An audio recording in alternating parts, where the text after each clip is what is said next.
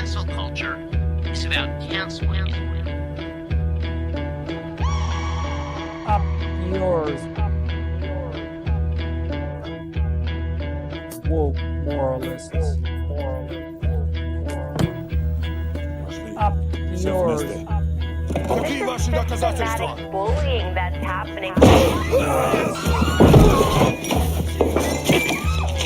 And they believe that they Cocaína.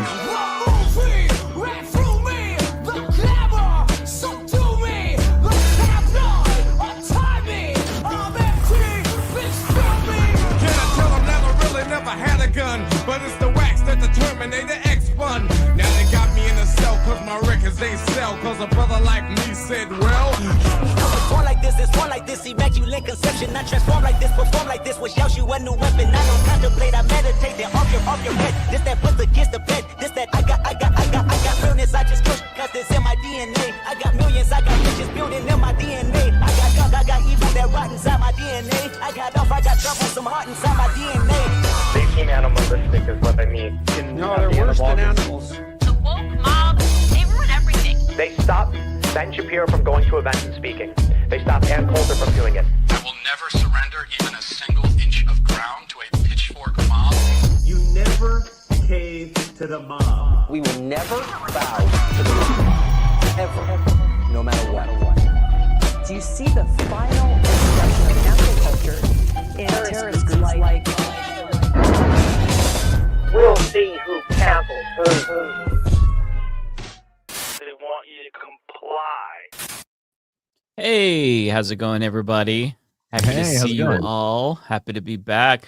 Maple Takes. So happy to have you. Hey, yeah, it's great to be here, man. It's good to be on. Have we had you on before? We have not. No, this is the first time. Well, I'm happy. I'm happy that you're finally here. Me too, man. Me too. It's exciting. I'm happy that you're finally here. Me too, man. Me too. It's exciting. Somebody's echoing. That's 100% me. I'm trying to collaborate with you, Maple, on the Twitch, but I'm clearly not muting my tabs. That's me. My apologies. How dare you, Lance? But I thought it was me for a second there. When I knock on both of y'all's things, do the stream join. Oh, okay. I've never done this before. It's neat. It collaborates all of our chats into a mega chat, so they all get to hang out and be friends, and people make new friends, and it's really wholesome. Okay. Nice. I will answer when you knock. I hear myself twice here, because it might be me too. Doesn't look like it though. Yeah, I think you're coming in clear. I think it's all Lance. It's always his fault. Cool. It's always Lance's fault. Was everything fucked up? Sorry. No, you're fine now, Lance. You're fine. Okay. Sorry. Oh, okay. Sorry. Oh, Jesus. Oh, jeez.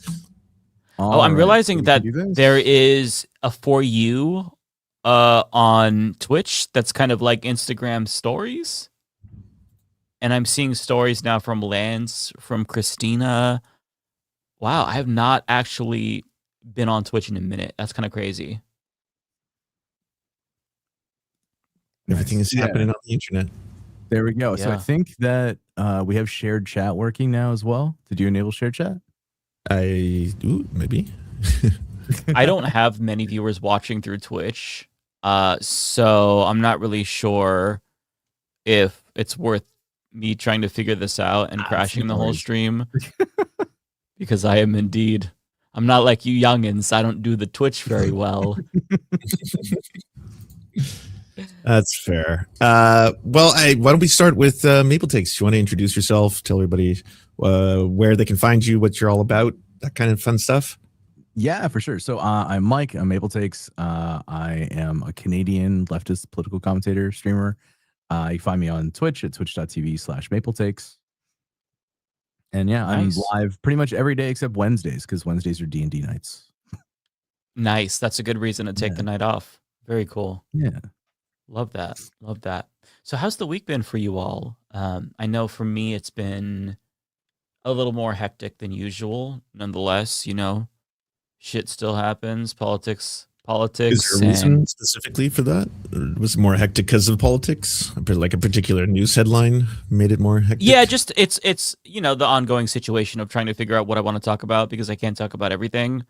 So I've got to try to narrow it down and maybe select a topic that allows me to shove as much topics in it as I possibly can. But yeah, there's always something going on. Our president is either shitting his pants or attacking somebody, yelling at a woman, and there's crimes being committed. So it's just a matter of what do I want to focus on today.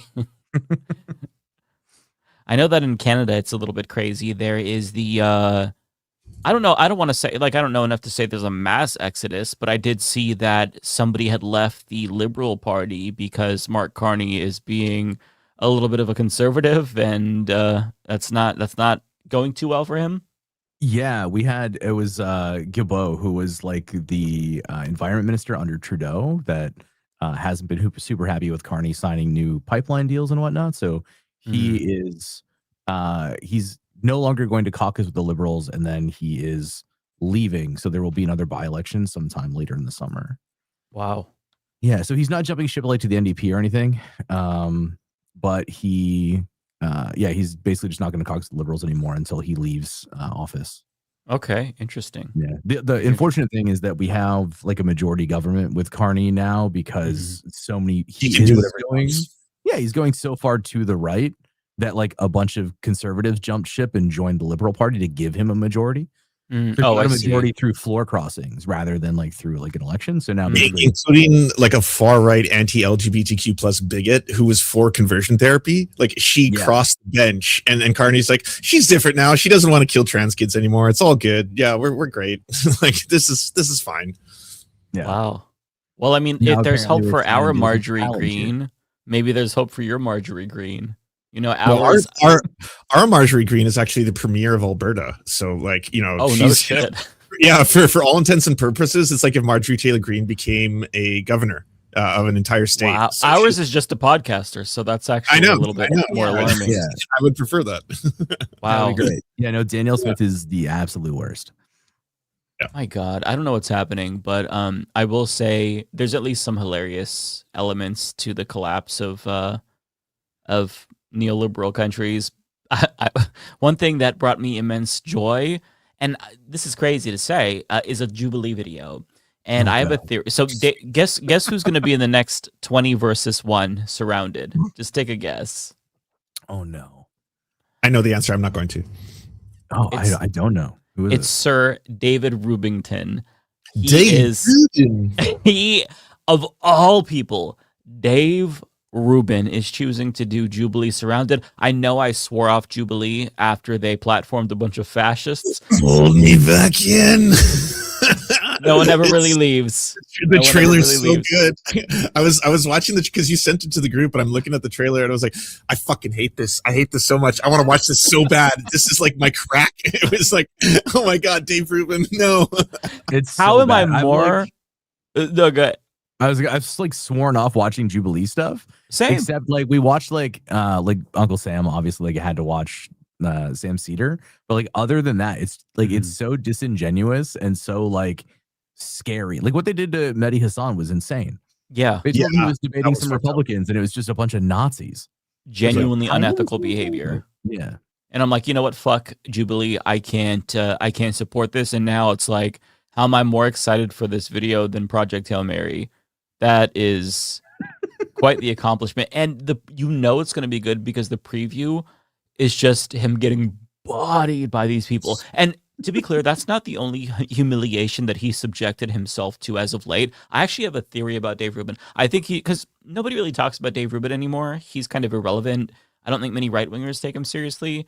And so my theory is that he's trying to subject himself to humiliation to make a comeback because nobody is really going to listen to him if he just spews his political takes because, let's be clear, he doesn't know what he's talking about.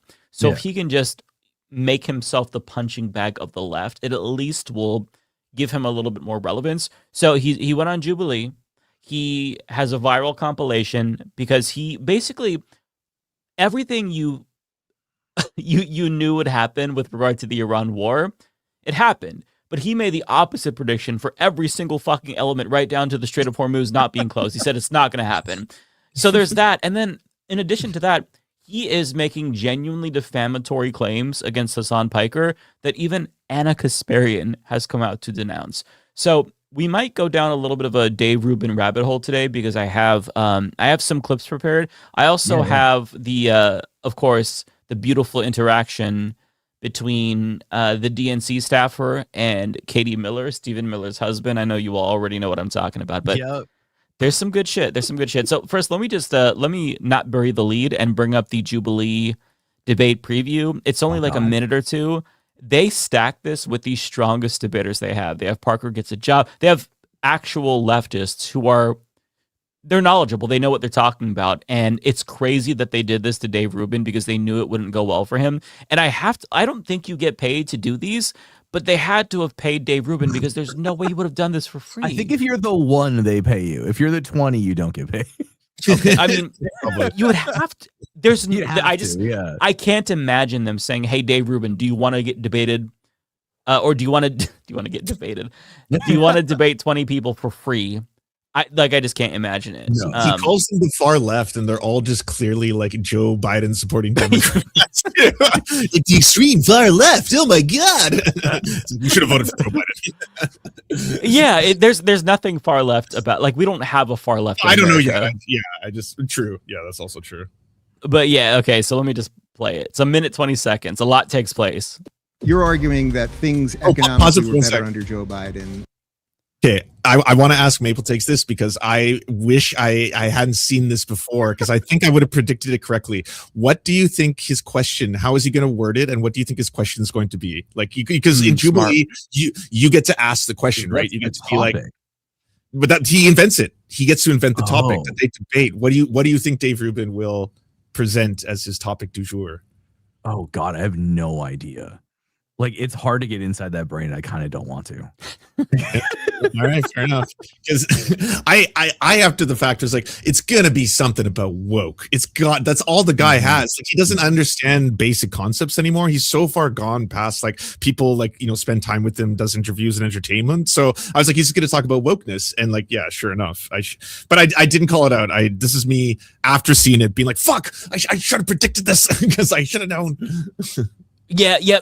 One thing that I was expecting him to do was, I thought he was going to weaponize identity politics and use his identity to be like, for one of the prompts, conservatives are actually more supportive of queer people and gay people than liberals. And then he'd argue like trans people exist, therefore that is homophobic, or something like that.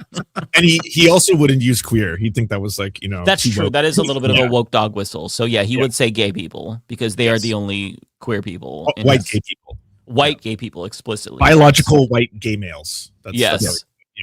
They're the only ones that count for sure. Yeah. Exactly. And by the way, this guy Parker Gets a Job. He is a very good debater. I think he's more of a liberal. Nonetheless, he claps cheeks of Republicans, and he's very knowledgeable. Yeah, he killed Charlie Kirk, no pun intended, during the Charlie Kirk Jubilee episode. I was like, I think it was somebody else. Yeah. Metaphorically, he killed Charlie Kirk, but he absolutely humiliated him. So he's really good at this. That's actually an interesting point to bring up, because there's another kind of like younger, I think he's a Gen Z white debate bro who's like in the same league as him. I find the one that's on screen now really good, really smart, really fast, really effective. Like, able to recall information. The other one is the one who I don't know his name, but he cried when he found out Charlie Kirk died. Dean Withers. Dean Withers. Yeah. That was such a tell. I was like, wait, why are you crying? Like, right. I understand being like, I don't want to really say one thing in either direction. This is a very, very, difficult time or something like that. But to like have tears leave your body over that. Yeah.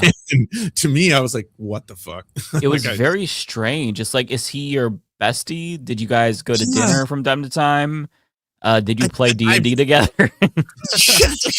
Yeah, it's so strange, especially for someone like, I've never seen him like shed a tear for a Palestinian, never seen him shed a tear for a black person killed by a cop, like that kind of shit. But Charlie fucking Kirk, are you serious? Like, okay.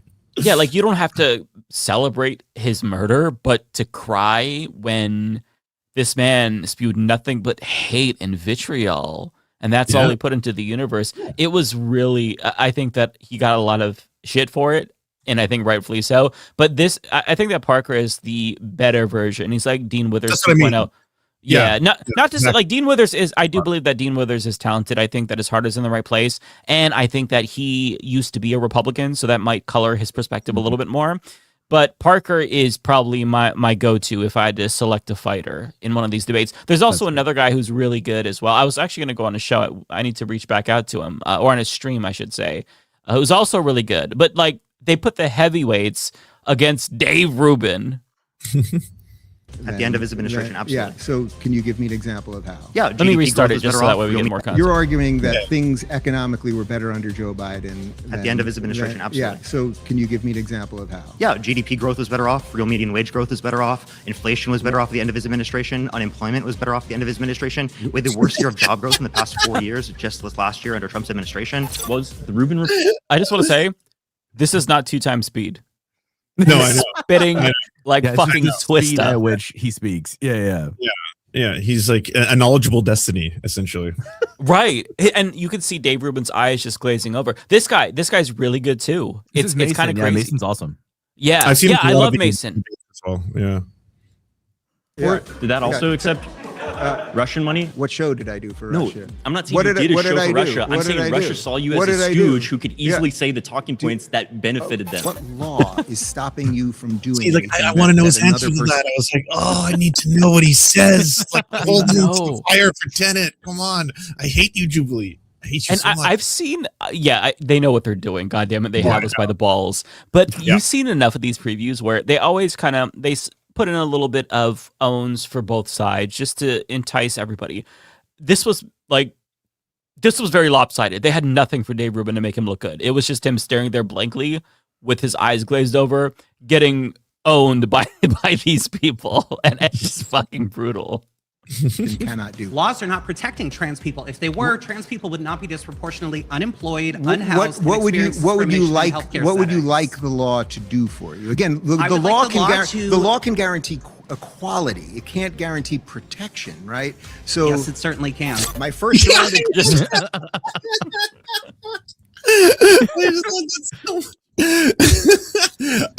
I was thinking, I don't know if y'all have seen when Joe Rogan stopped fucking with him, and it was specifically when he had him on the show, and Dave Rubin is trying to tell him points about a variety of things that Joe actually knew, like construction, for example, right? He's like, I think that we shouldn't have regulation, and then just the best, companies will build the best houses, and he's like, that's fucking stupid. Like, I worked on sites before. You can't have that. You need regulation, or people die. That's why you have like countries where buildings collapse and shit like that, right? He's like, no, and also the FedEx would be better if it was privatized because then everyone just gets the best service. And he's like, that's also fucking stupid because there are parts of the world where like they can't get post offices to ship shit to them because it's too expensive, so they'll never get it. They never fucked with him again. Like that was the end of him. And I feel like Dave has had that kind of come to Jesus moment only a few times because he's never challenged. This looks like it's like an endless amount of that, like a buffet, like all you can eat Dave Rubin to learn things. Like getting visited by 20 ghosts instead of 3. Yeah. It's just, I cannot fathom what possessed him to say yes to this. And he goes through his claims, right? Claim 1, wokeism did more damage to America than Trump ever did. How on earth can you with a straight face defend that in 2026? I honestly, I cannot wait to fucking watch this. God damn it, Jubilee. God damn it. I know that they have manufactured the exact slop crack I want, or I'm just like, oh, I can't turn away this. Come on. Yeah. It's I don't want to be a debate pervert again. Okay. Not that I ever was, but I used to watch these from time to time. I don't want to watch this shit, but I want to watch this shit. No one will admit it, but we're all deep down debate pervert watchers, right? Like a little bit, yeah. To be a debate pervert bro, right? But when someone's like, you got to see this, it's like that scene in The Matrix, right? Where Mouse runs in, it's like, oh my god, guys, they're fighting. I gotta watch. Yeah, it's mostly the Schadenfreude of watching Rubin get destroyed like this. That's going to be worth absolutely, absolutely. Yeah. And so he goes through his prompts, and these are the things that they have to debate against him. So there's this claim, which that's crazy, amazing. Only his brain can concoct this kind of a claim. But claim is that wokeism did more damage to America than Trump ever did.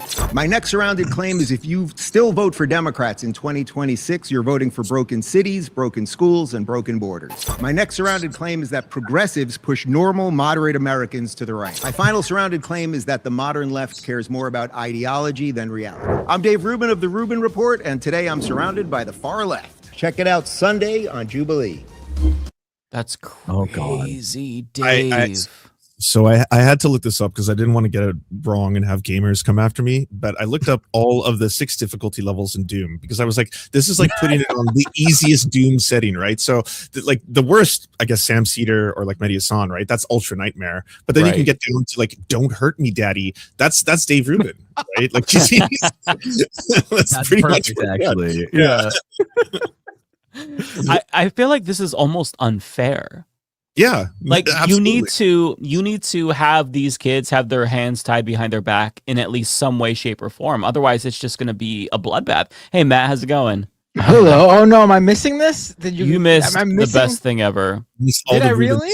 You missed a preview of Dave Rubin doing 20 versus 1 on Jubilee. We got to watch it again.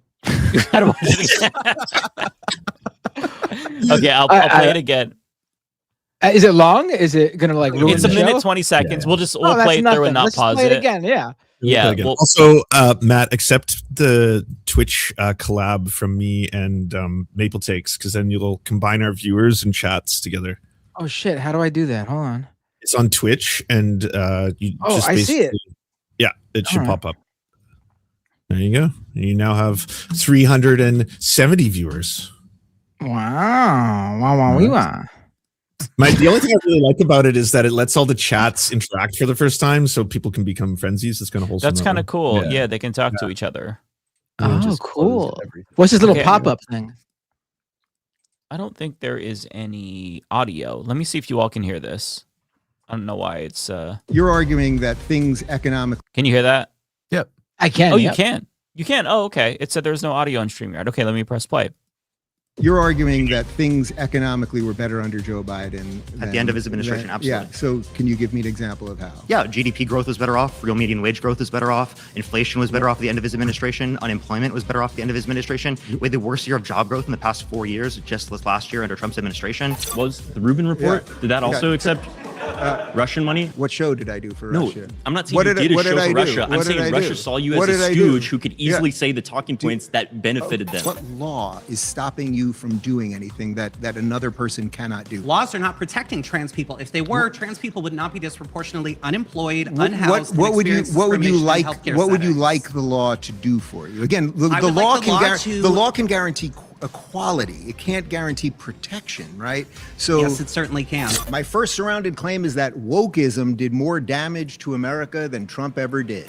My next surrounded claim is if you still vote for Democrats in 2026, you're voting for broken cities, broken schools, and broken borders. My next surrounded claim is that progressives push normal, moderate Americans to the right. My final surrounded claim is that the modern left cares more about ideology than reality. I'm Dave Rubin of The Rubin Report, and today I'm surrounded by the far left. Check it out Sunday on Jubilee. I'm like embarrassed. Thoughts? I don't think I've ever seen them put together a video where the host just looks bad in every interaction. Right. That's like what the we main- pointed out. Yeah, I mean I don't think they went judging by who they've had on. I don't think they went out of their way to like make him look bad. I just think that might be the best of what Dave Rubin did. That Like, might those be were- the best. That's Those were actually the Dave frightening. Rubin highlights. Yeah. Yeah, and so I'm just thinking of all the content that this is going to spawn. Like I have to see the Majority Report reaction. I got to see what Kyle Kalinske says. I'm going to watch Lance's reaction. I probably have to make a video myself. This is going to be hours and hours. When does it come out? It comes out on Sunday. So this might be the most viewed Jubilee video. Why Sunday though? Well, that's a They horrible always thing to actually drop. post these on Sunday, which is not a great day because I don't want to spend my Sunday usually consuming politics. I might make an exception just because I am so hyped up about It just this shows. It just shows that the audience that consumes this content has no fucking life to stick around on a Sunday. I mean, because clearly this is a popular YouTube channel, so they've obviously done like the analytics and stuff to figure out that Sundays are the best day to drop a new videos for our channel. one. So Mhm. like that's insane. Right. Yeah. So I wanted to bring in another clip of Dave Rubin because he's also going viral recently because every prediction he made about the Iran war has been wrong. Even the most basic common sense shit, like the closure of the Strait of Hormuz, completely wrong. And it's honestly shocking how wrong he was. It's like he was trying to be wrong with how many predictions failed. I think this is the actual compilation. It was put together, let me just give them credit, by Dave Rubin Clips 2 Parody. They retired. Nonetheless, I guess they came back to shame him for this, shame him back into relevancy because it was warranted. Let me press play. So allow me to make a prediction here in my prediction stuff. I'm not Polly Market, I'm not Call Sheep, but I'm pretty good at predictions. And my prediction here is that everything that the media is now going to say about Iran's going to close the Strait of Hormuz and energy prices are going to go crazy and all these, none of this is going to come to pass. Gas prices are coming down and will continue to come down. If the United States wants to keep the Strait of Hormuz open, which it does, and Donald Trump said we'll escort ships through if we have to, it's going to stay open. This is the leader of the Iranian opposition. He has been in exile. His name is Reza Pahlavi. We have shown you videos of him before. He's the eldest son of the former Shah of Iran, and he likely is the next leader of Iran. This is the guy that, by all accounts, when this war ends, will go in and he will be the leader. And again, it will be different. Just remember, it sounds like the Kurds are starting to enter the country with arms to help the people. He's the Jim Cramer of political commentary. It's crazy. It's stunning. Everything down to the Shah. Like, I think on day 2 or 3, I can't remember when, Trump was like, no, the Shah doesn't have the support of the people or something. Yeah. It's wild. It's fucking insane. Take out the last vestiges of the IRGC. There's a lot of good things happening. This is Iranians, and you can hear they are chanting Bibi June, Bibi Netanyahu. In Iran, they are chanting praise for Benjamin Netanyahu. It's so obviously fake, too. And when you take out Khomeini, and you take out his number 2 and his number 3 and his number 4 and his number 37 and his number 42, then suddenly the next guy's going, it's a little hot in here. And then people start behaving a little bit differently. They've plotted this war, this extraordinary war that will be studied for decades, right? Oh, it will. For decades, not they will for the reasons study he how thinks. this incredible war took place. That we are hitting critical infrastructure. We are damaging the regime, so hopefully the people will be able to take over their countries. Now, the question is, if you're going to hit power plants and you're going to hit civilian infrastructure and things of that nature, how do you make sure it's not going to harm the people, but just the regime? And when we have a Department of War that is not looking for war, but will perform war, then we are going to do it at the maximum level of competency. I think the way you can look at this, I haven't heard anyone else say this, but this seems to me to be the war to end all wars. I just don't understand how, if you are a Dave Rubin viewer and you saw him say like 2 or 3 things that were just completely wrong, how do you still watch? How do you still watch? I mean, this dude very clearly, one, he's not interested in the subject matter at all. He doesn't care. You know, he's not taking the time to research it. And 2, he just lacks basic common sense. He's a fucking dumbass. You don't have to know anything about geopolitics in the Middle East to know that the Strait of Hormuz being closed was one of the obvious things that Iran would have done in response to the invasion. And yet he's like, that's not going to happen. Oh, guess what, bitch? It happened and we're losing the war. What do you got to say now? I wonder if he even acknowledges that, like, we're losing the war. I don't know. How long do his fans stay on board is the part I'm wondering. Like, I just don't get, like, for like Ben Shapiro, you can see a lot of people are dropping off the project. They're like, yeah, fuck this. Yeah. You've been lying to me for years. Like, there's no point. Like, you just make us all hate each other while, like, you know, our lives get worse. For Dave Rubin, who the hell still watches this? Like, if you're Let like, me look. Yeah, somebody in chat said he has like what 20K average viewers now with over 3 million followers, 3 million subscribers. wait, he has 20K live viewers, or he has 20K when he uploads a video and has it broadcast live? Because those are 2 super different things. Yeah, 2 very different things. 20K views, not viewers. Yeah. Let me. So his live streams generally get more content, so people are watching him live, which actually is a little bit crazy because you would think he would want to do pre-recorded videos just to make them more polished, since he doesn't know what he's talking about. I don't know. You're seeing the same thing I'm seeing, right? His views are in the toilet. Like, they're worse. This is the live streams. So the live streams are okay, but when you look at the actual views, That's insane. Wow. That's with 3 million subscribers. Like 6.7K. To be clear, these are like my metrics, and like my channel has Yeah. like 100,000 subs. Right. Wait, what? That's Which are? wild. What are the difference between the videos that still get like 6 figures worth of views, and then the ones that are 6.3? How is that even possible? If he puts Bill Maher or Joe Rogan in the thumbnail, or Mamdani, apparently, it seems like that does help a little bit. But if he's It looks like they've got to be under 5 minutes. Like the attention span of people watching these, if they're under 5 minutes. Oh, that's a good point. Yeah. No one wants a long Dave Rubin segment. Yeah, no one wants any more than 5 minutes of Dave at a time. I mean, is like anybody watching this of nearly dead Dennis Prager? Let me just see. Like, if this is 32 minutes. Oh my god. Let me just click a little bit. I thought Prager was dead, to be honest. He is paralyzed from the neck down, literally. Oh shit. Oh, really? Okay. Yeah. He made his first public appearance in a very long time, I believe at the end of last year, to scold Megyn Kelly for being anti-Israel. And he looked rough. Like, he looked really bad. I don't remember how he got paralyzed. It was an injury or something. I mean, when you're older and you fall, it can be devastating. But I mean, he looks a little bit better now than he did back then. But let me just. I've been tested. Were my theories correct?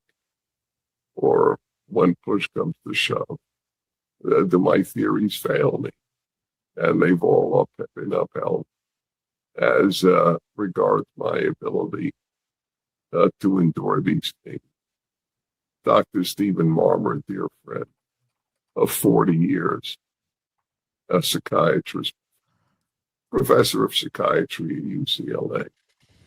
Okay, I don't think I could take it anymore. I just got to see the I was also like, why are we watching this? Yeah, it has to be a Hey, I'll be right back, guys. Sorry, I need to quickly reset my internet. Something's going on. Yeah, One second. yeah. No So worries. wonderful to see Dennis. What a wonderful man. Prayers for him. Looking and sounding so much better.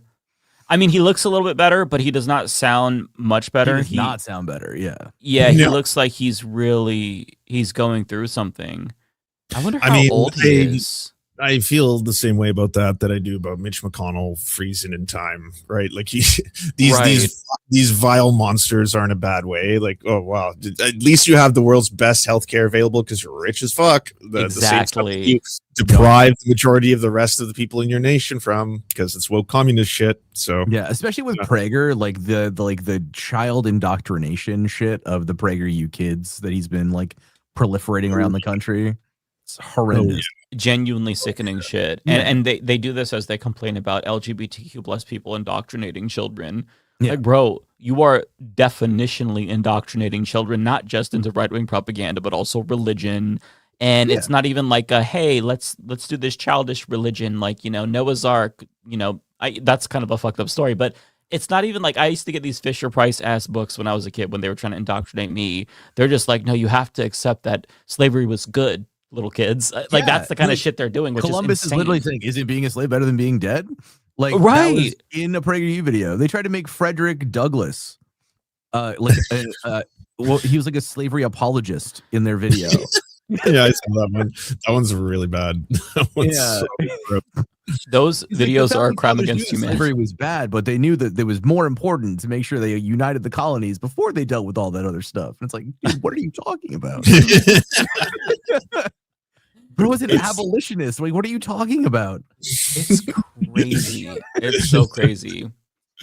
So staying on the Dave Rubin subject, I want to play a video. So let me just share this really quick. So Dave Rubin sat down for fellow right-wing homosexual, I believe, Xavier DeRusso, and this is so fucked. Yeah, they made straight up. This is fucked. Yeah, no, totally agree. They made straight up defamatory claims towards Hassan Piker that I think could actually be litigated. And Anna Kasparian, who's a subject in this, to her credit, she responded and she's like, what the fuck? And in the comments, they're arguing as well. I'll show you that too. I'll show you Hassan's response. This is genuinely a new low even for Dave Rubin. Like, he's never really had any standards. He doesn't care. But this is crazy. And I this is why I kind of think that he's trying to do everything in his power to become relevant again. because nobody's talking about him. Nobody really cares. Even leftists don't really talk about him because there's just not really there. There's nothing going on in his brain. He's not making waves. He's not interviewing anybody that we care to hear from so they can say something salacious. Yeah, his channel's completely dying. Yeah, it feels like his son is getting a lot of like mainstream motion, and all of these people are like coming out of the woodwork to try to make like defamatory claims to tack on to the like newfound fame, right? I think that's exactly it. Yeah. There's like a hate industrial complex towards Hassan, and he wants part of that gravy train for sure. But this is a minute long. But yeah. So by the way, this guy right here, Xavier DeRusso, he is a paid propagandist for Israel. He went to Gaza during the famine when Israel, and when I say famine, I just want to be clear, during the forced starvation of Palestinians, to lie about the fact that Israel was withholding aid. And he was saying, look at all of this food behind me.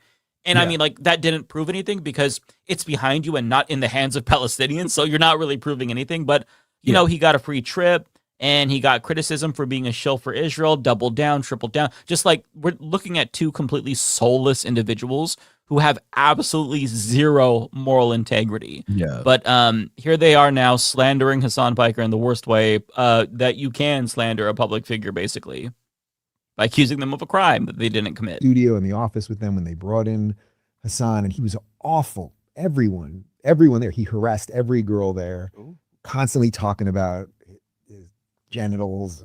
He was just awful. They basically made him work from home because he was harassing all the girls and wouldn't stop, including Anna. She'll never admit that now. I don't even care about any of that stuff other than to answer your question. These are terrible people. They are terrible people with terrible ideas. He is as privileged as it gets, comes from money, Nepo baby who got a job at the Young Turks and surpassed many people that wanted to be on camera the day he got there because his uncle was jank. And now ushers, you know, and he's a LARPing communist. While I think he's worth $12 million or something. Right. And, you know, he's going to Cuba and doing this like, you know, communism safari while these people starve, fights for all the wrong things. Why are they starving, Dave? 100% who's starving them? I mean, he has said that. He has excused the violence of his political opponents. You know, he went out of his way to say he understands why Luigi Mangione killed Brian Thompson, the United Healthcare CEO. He implied the same thing about the last guy that tried to kill Trump. So no. Just actually evil. Yeah, evil shit, just dropping that. And it's crazy for him, of all people, to try to judge anyone. So let me zoom out here. So Anna Kasparian responded saying, Hassan Piker should sue Dave Rubin for defamation immediately. I was never harassed by Haas, sexually or otherwise. This huckster is literally making up sexual harassment allegations and pretending to speak on my behalf just to defame Haas. It's sick. There's also a little bit more in the comments. He responded saying, Anna, you literally told me they asked him to work from home because of all the sexual remarks he was making to you and other females there, and you couldn't believe that was the punishment. Maybe you blocked it out, but that's what happened. And then she says again, none of this was true. And since you're too smooth-brained to debate him on the Zionist genociders you love so much, you have to smear him like the disgusting, soulless little bitch for hire you are. That was a fucking body. And I'm wondering if he is misremembering, because Anna Kasparian said that it was Jimmy Dore who was sexually harassing her. Remember the new skirt controversy? I wonder if that's what he is referring to. Either way, Hassan jumped in and also responded to this because, I mean, how could you not? Tell me they asked him to work from home because of all the sexual remarks he was making to you and other females there, and you couldn't believe that that was a punishment. Maybe you blocked it out, but that's what happened. That is crazy. He's just straight up fucking lying.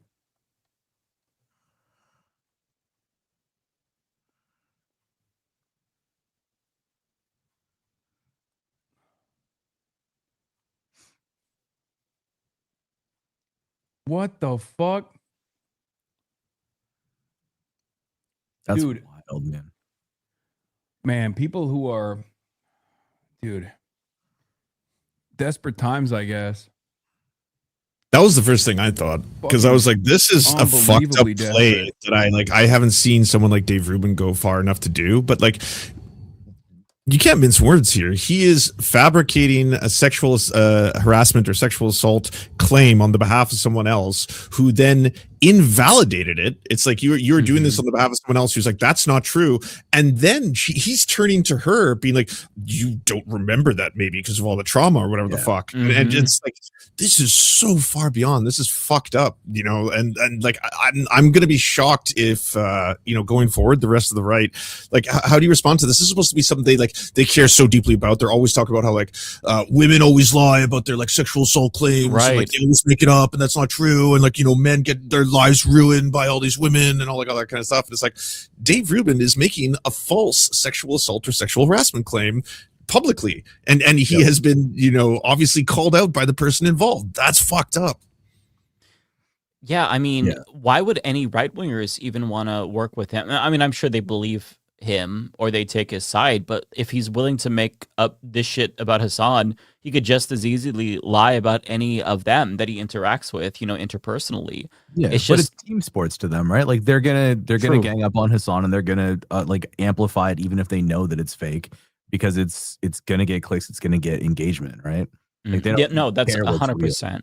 100%. Yeah. So I think that it's important that we remember as we watch the Jubilee debate that it might be so brutal that we feel bad for him, but don't, because this is a fucking piece of trash. Terrible person, horrible politics.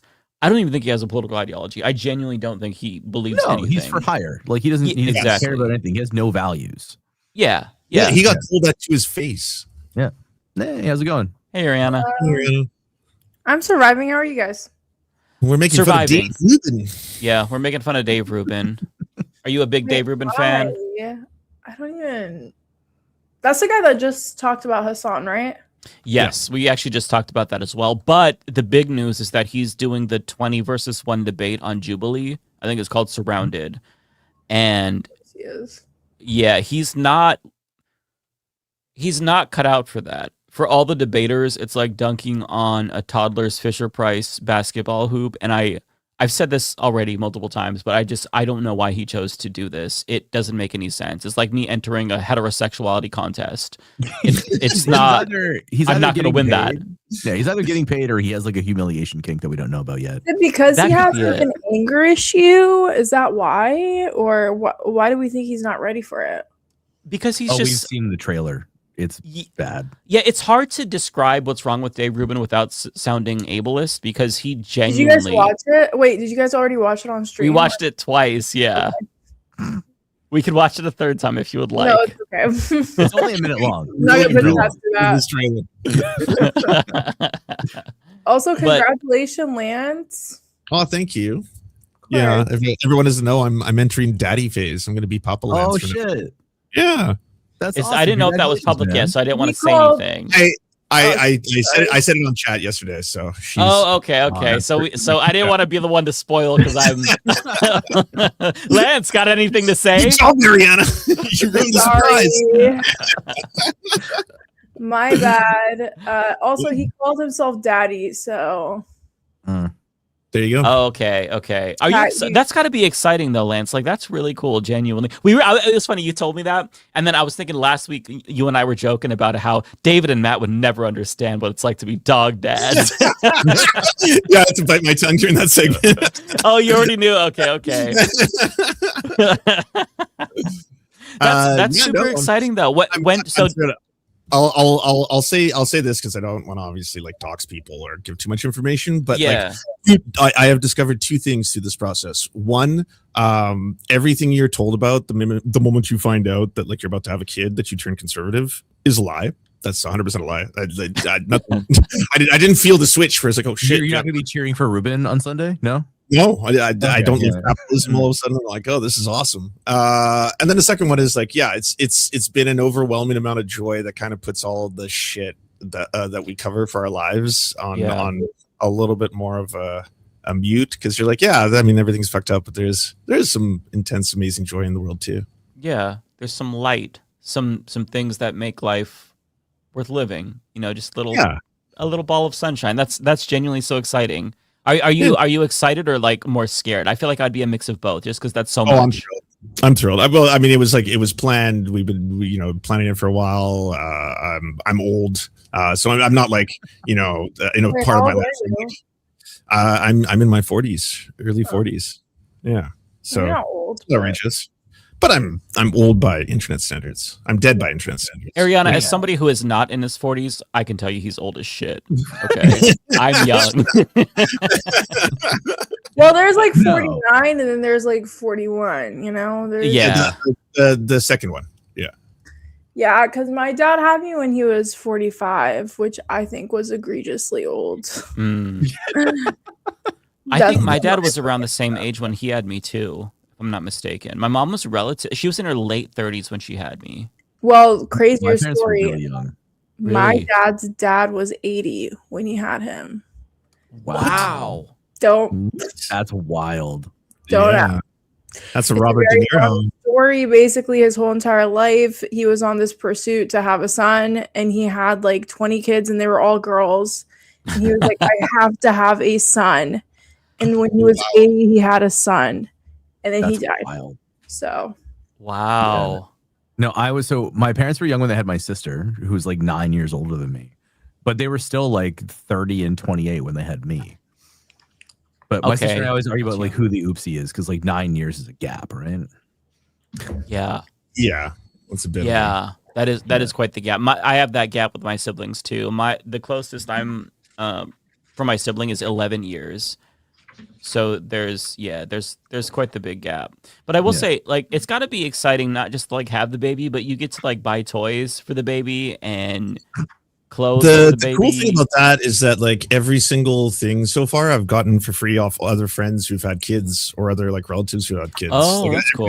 Almost everything's been donated, and it's a lot of it's like premium stuff where it's just like, this is like a top of the line like crib, this shit. top of the line stroller kind of stuff, and like it's like, do you want it? Because kids they can only use them for like 1 year, right? Like you only get it for 2 years. Yeah, that's true. What are we talking about? Babies. All right, congratulations, Lance. Lance is going to be a Thank you. dad.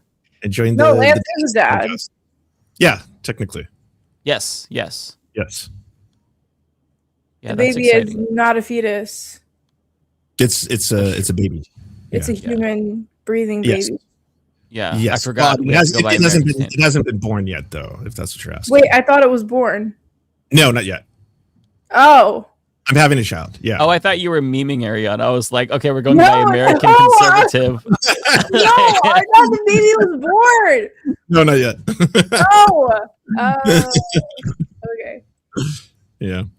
No, that's really cool though. I'm happy for you. I think that is really like that is a light in this dark world. And the kid's gonna be awesome because he's being raised by normal people. So that's important. We need more normal people to have kids. Normal people can raise a lame ass baby. I mean, also true. It's not a guarantee. That's fair. That's fair. That's fair. Yeah, what if they rebel and become conservative? Oof. It could happen. You know what? I know one person who has kids, and this person is very, very, very politically active. And sometimes I do wonder that. I'm like, you know what? Maybe this kid is going to grow up and be like, fuck your shit. I'm just going to do whatever to piss you off. So, because that was me at one point. My dad was super leftist, and him and I was a teenager, and I was like, God bless America. And he would get so mad at me. But That's so mean to do to your dad, Ariana. How dare you? That's gonna get clipped now. I would literally look at him and be like, God bless America. And he would flip his shit out. Like, he would get so mad.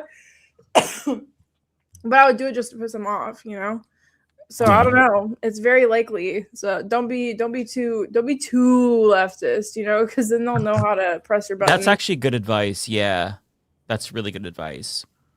Because they might want to rebel. I rebelled against my family after they raised me to be conservative, and now I'm the opposite of that. So, yeah, just instill good values. Lance is gonna push.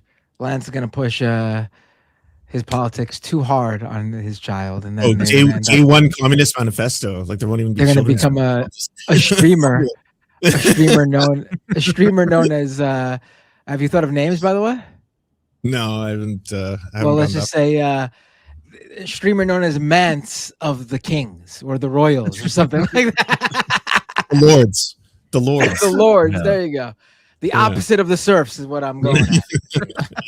Are you gonna raise your child with indigenous stuff too, like ceremonies as well and stuff like that?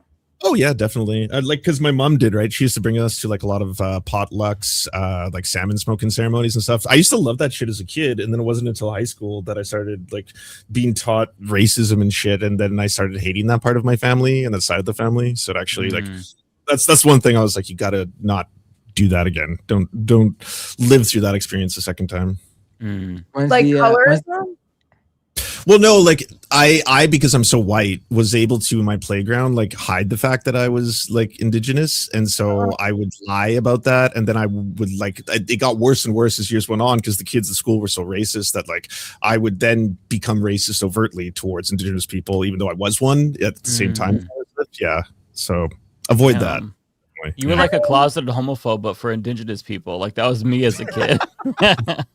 well, being a closeted bisexual. Damn, you were checking so many closet boxes, Lance. What the fuck? When's the baby due? In August. So if I randomly disappear in August from streaming Wait, for a little while, what zodiac sign is that? August is a good Leo. August is a good month to be born, if I do say so myself. August is a great month. And it's the year of the fire horse too. You're gonna have a Leo baby. Do you want to have more babies, or is that the only one? Just one. Yeah. I'm not that vain. I don't need 1,000 lances running around. Dude, just like offering people horses to have a child. The amount of men who tell me I have to have kids because I have to spread my legacy, and they're like the most mediocre fuck ass men on earth. I'm just like, you have zero self-awareness. So I love that you're just like, one child is enough. We love that for you. That's weird that you get told that.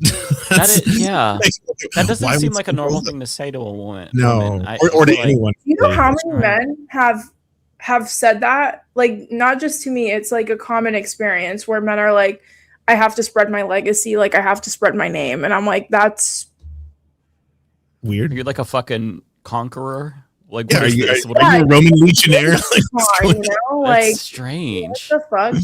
I think it is like a little there. Sometimes you'll talk to men and then they'll throw out little kernels of red pill, right? Like they'll be like, oh, women are super emotional nowadays, red pill. Or they'll be like, oh, have you read the book 48 Laws of Power? Get the fuck out of my face, red pill.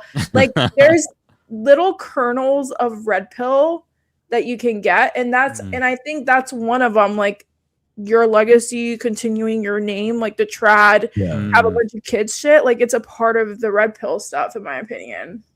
That makes sense. I feel like the women being too emotional is like so much more than just like a little tidbit. That's like a bullhorn, not like a dog whistle. You know what I mean? Like it's such a huge fucked up thing to say where it's like, wait, what? You're just, all women are too emotional? What? Have you seen the man who's in charge of the world right now? Like what the fuck? No, actually, but it's the type of environment that they'll do it in. Like they'll say something to upset you, and then they'll be like, "Oh, you're being super emotional," and it's like, "Oh, red pill." Like you have to really have like an eye out for it, because so many men are red pill, but they don't say that they're red pill because it's not his behavior that's the problem, right? It's your reaction to his behavior. Exactly. Always. Or it's like, oh, my girlfriend used to be obedient, but she's not obedient anymore. Like she doesn't listen to me. Right? No, it's not that your girlfriend stopped being obedient. It's because you started listening to red pill shit. I can't tell you how many women have gone through this where like their boyfriends or their partners start listening to red pill podcasts, and it's just like it's dead. Like it literally just goes downhill from there. I cannot tell you how thankful I am to be a homosexual, because I don't think I would survive as a straight woman, given how fucked up like the stories I hear are from all of them, where the shit that they go through is crazy. Like, I don't know. For like, if you're a gay dude, it's just like looking for a used car. You just list the specs and then you go based on that. No, nothing else. But like, if you're a straight woman, you got to put up with so much microaggressions and so much like overt misogyny, I feel like I'd be pissed off 100% of the time and just like not even bother.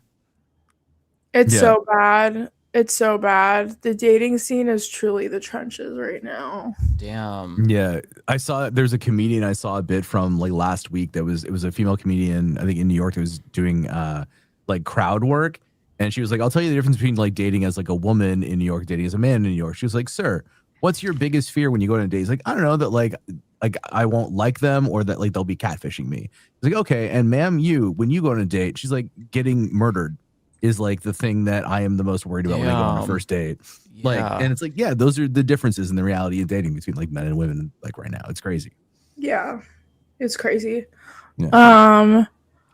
Wait, we should do Chad advice like Hassan, where we have people come on and we give them life advice.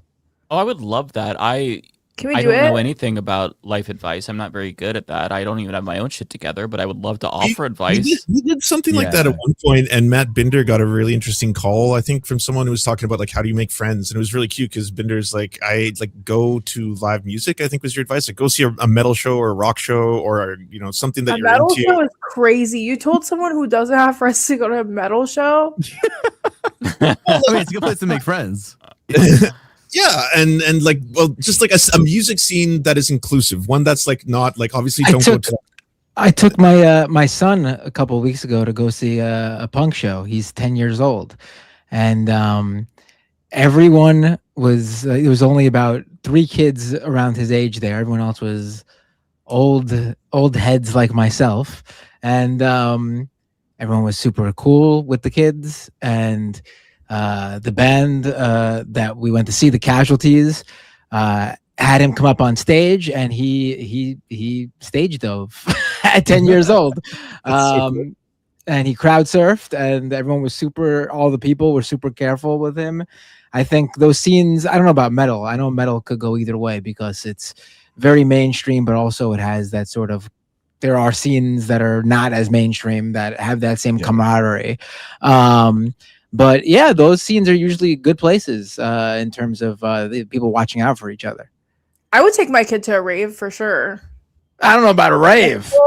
I would do it. Well, those are what I went to. They're very inclusive too. My 10-year-old could crowd surf. I don't want him popping Molly. Thank you very much. You don't have to give your child Molly. Yeah, there's drive raves too. there's dry electronic shows. There's a lot of stuff you go to. Yeah. Bro, metal shows. What are you gonna do if your kid gets in the middle of a mosh pit? Just like literally just runs and goes in the middle. Oh, my son was right there for the bit. He was right at the side. He wins. Wait, okay, hold on. A rave is not acceptable, but the crowd to get is him. okay for a 10-year-old. Yeah, I don't know. I think the type of people that go to punk shows are more my type of crowd than the skeevy types that go to raves. Plus, like kids basically bounce anyway, right? Like, have you seen the way the kids go at each other like bouncy castles? They'll be fine. Let me just say this. When I was back in college, or right out of high school 10 years ago, the rave scene was so nice. Everyone was so sweet. There was a lot of pluriculture, a lot of respect. There were exactly. It was so respectful. So everyone was, even if you got lost, someone's group would take you in and adopt you, and it was so nice. Then the frat bros found out about the shows. Dog, can I just say a quick story? I went to a show on Saturday. The crowd was so fuck ass. It was literally every single minute, it was like a cyclone frat bro would just cyclone through the crowd and not even say excuse me and just push you. And listen, I'm a small girl. I'm 5'3.5". So when a big 6'4" dressed ass dude with a Corona comes running into me and I'm vibing out to the music, I get pushed away. Y'all seen the Tasmanian Devil? Yeah. It was every 2 seconds. So then there was a group of men that were just standing there and not dancing and just staring. And I literally huddled behind them and just stood there. So I was I literally I can't get cycled by another frat bro. I just can't do this. The visual of just a frat bro spinning around with a Corona, trying not to spill it. And swearing. And it was a very specific type of archetype too. It was the New Jersey Italian frat bro that You know, like the Guido juice head type of. I was like, oh Seven my collars. god, Yeah. I'm gonna die. And like, listen, I was sober for the most part, but it's also like they were so. It was like a cyclone. It was literally like Tasmanian devils coming through. Frat bros ruined raves. That's all I'm gonna say. Frat Oh bros- no, I would probably agree with that. But that's the type of people that go to these things now. Someone in the chat said Hurricane Chad coming. Yeah, no, literally. I'm walking here. Did they say that when they were zooming by? Like I've been to raves before. I would not take my 10-year-old to a rave, but I would take him to a punk show. I'd take him to a hardcore show. I'd take him to a metal show. I'd take him to a what? Did you take him to Warped Tour? Oh, that's nothing. Of course, that's the most commercial of all of them. That's the show he My went. mom The took show me he to a already went concert to. when I was was 10. For you, it's how mainstream the bands are. That's where you set the bar. If there's mainstream bands, you're like, no, don't fuck with that shit. No, Warped Tour is like a edgy, sanitized underground, esoteric. No one knows who they are No, yet. Warped, They haven't broke.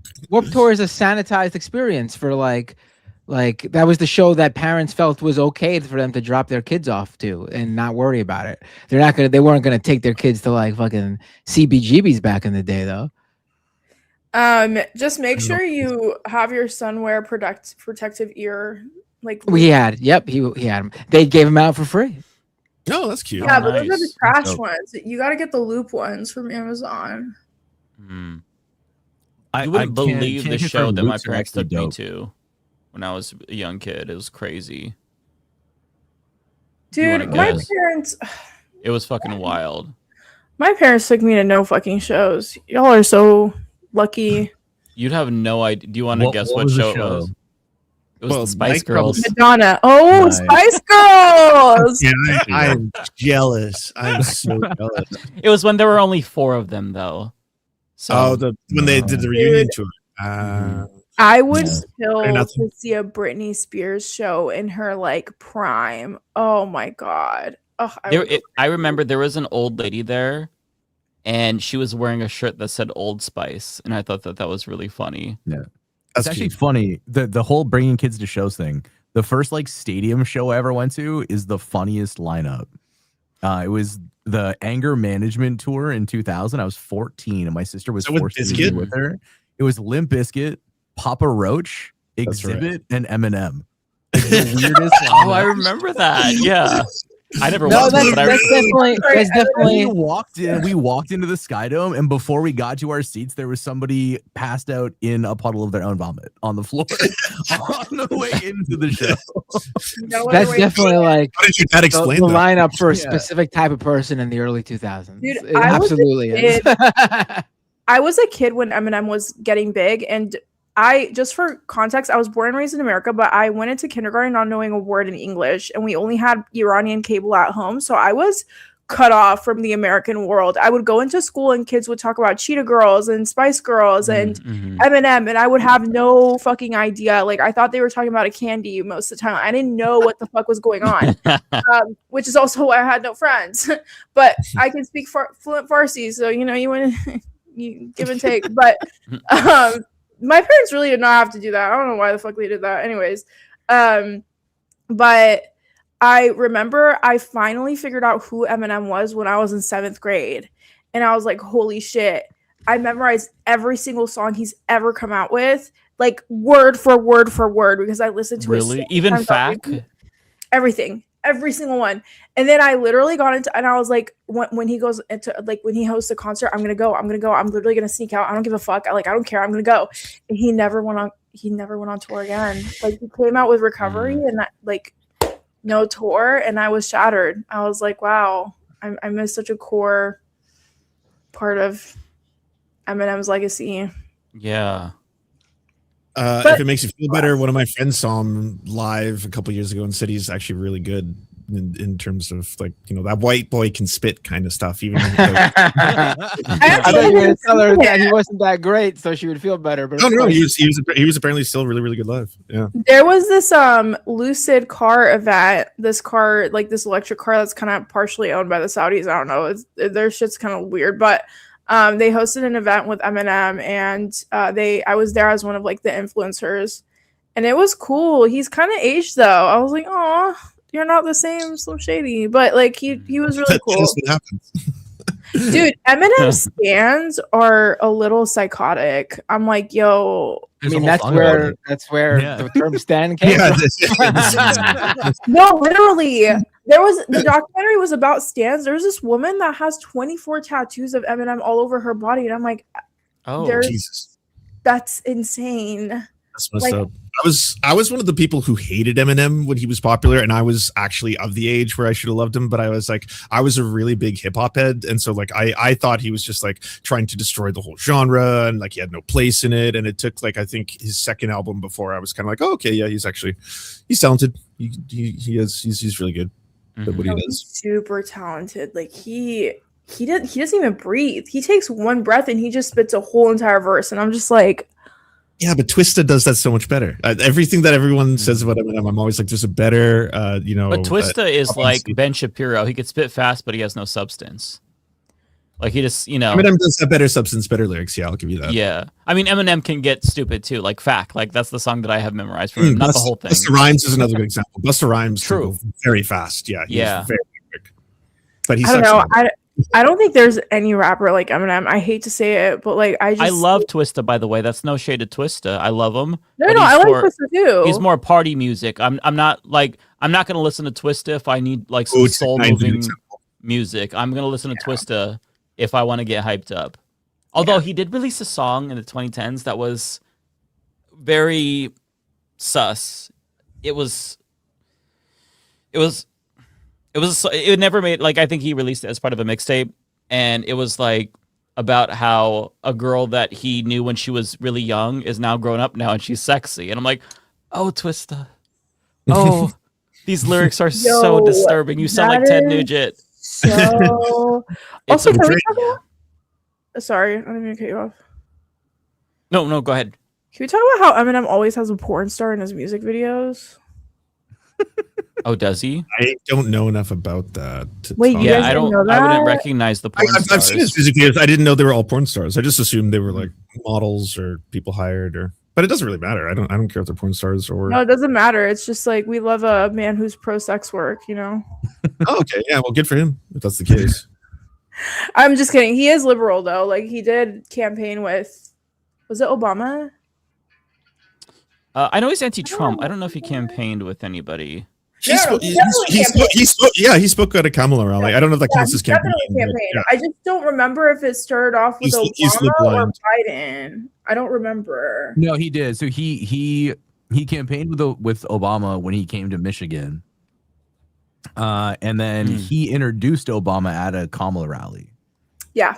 Okay. That's I remember that too. Yeah, he's pretty politically active, but he's definitely more on like the liberal side, not like leftist. But I mean, it could be worse. The bar is in hell for these people. So yeah. The song from Twista, by the way, is called "Ain't Too Young Now." It features Tia London. Oh, that's just the title. People are also asking if Lance doesn't like him because he's white. It's not that. The best white MC in my opinion is LP, and I'd say go check him out. I also like LP more just because he's a production, like he's a really good producer, but he actually helps out like the scene. Like he helps uplift small artists, gets them and their albums produced, and like actually wants people to succeed. Like I also really like that shit. So I'm a big LP fan. One of my mods was trying to get us to talk about snow. I doubt the Americans won't know snow. No, Snow the product. Snow. In Living Color, unless they watch In Living Color. That's true because the Jim Carrey were the parodies. Yeah. I don't know Snow. Do you guys know the song Informer? Wait, play it in the background without showing them the music video because you cannot see what he looks like first. You have to listen to like a minute. Let's hear it. Well, are we gonna get like I think I can play it for you. No, wait, who's Snow? What are we listening to? I'm gonna hang on a second. He looks like Michael Rappaport. 1 second. Oh, are you looking at him? Yeah. Okay, I'm gonna play it. Okay, yeah, I've never heard of Snow. Well, he only had one breakthrough track, which is the one you're about to hear.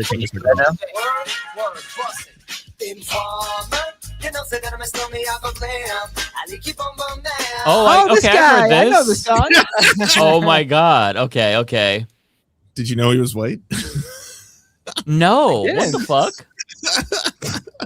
Yeah, he is the nerdiest looking, like just weird average white dude. Yeah. Interesting. Do you guys remember Bubba Sparks? Oh yeah, of course. Yeah, he was fun. He's a white dude, and He had a song about being ugly. he had a song about the with the Ying Yang Twins called Miss New Booty. That was fun. I liked it. Miss New Booty is crazy. Also, guys, the canary in the coal mine got shot. When are we escaping? Yeah, I remember saying that too. Wait, Hassan, right? Yeah, we all determined that Hassan was the canary in the coal mine, Yeah, and when they went after him, it was cooked for all of us. So, like, Yeah, we're next. I will say though, Toronto's nice this time of year, so I will say I'll be though, there. the string of events that led him to getting murked by Trump was actually so fucking funny. He had Ashley St. Clair on his stream. I want to ask your opinion on that, given our prior conversations. You already know how I feel. Yeah. She's so fucking annoying. And it's so annoying because she has a likable personality, and I'm like, it's does, so yeah. likable. It's such a likable personality that you kind of forget that she was a whole entire fascist for a decade of her life. You know what I mean? It's like she puts on the little cute girl act. It's kind of like white woman tears, but the opposite. She puts the cute white girl act on, and then like everybody eats whatever. Anyway, so she went on Should we bring her on? We can if you want. Oh. I'll tell her everything I said about her on like to her face, like in a respectful way though. I'll be like, I think you're an opportunist. Like that's just kind of what it's giving, but I'm not gonna fight her. I think she's famous for our show now. She's not going to come to Leftist Mafia. She's on Hassan's stream. Like she could. Yeah, big time. we're small potatoes now. I know. I think she would. I think she would You'd go be on. surprised. There are people that at her. And she says like, "Oh, well, we can talk. Like, let me know if you want me to come on your show." Like, she's literally on a press tour. Here's the thing: she kind of reminds me of Erica Kirk, but like a PR trained version of Erica Kirk, who like is acting like she saw the light. Like, I don't know. I just like. There's just something about her. Anyway, so I only trust her because of the report of her like turning down like a $40 million NDA like gag deal to be able to like still I'm talk sorry. about stuff. Saying that you trust Ashley St. Clair is crazy. I don't know, man. Like, did you watch her Jennifer Welch? I mean, interview? I believe what she's saying, but I'm not like I wouldn't like trust her with like I wouldn't give her like secret information as if she's like one of us. She's to the know left. What I mean?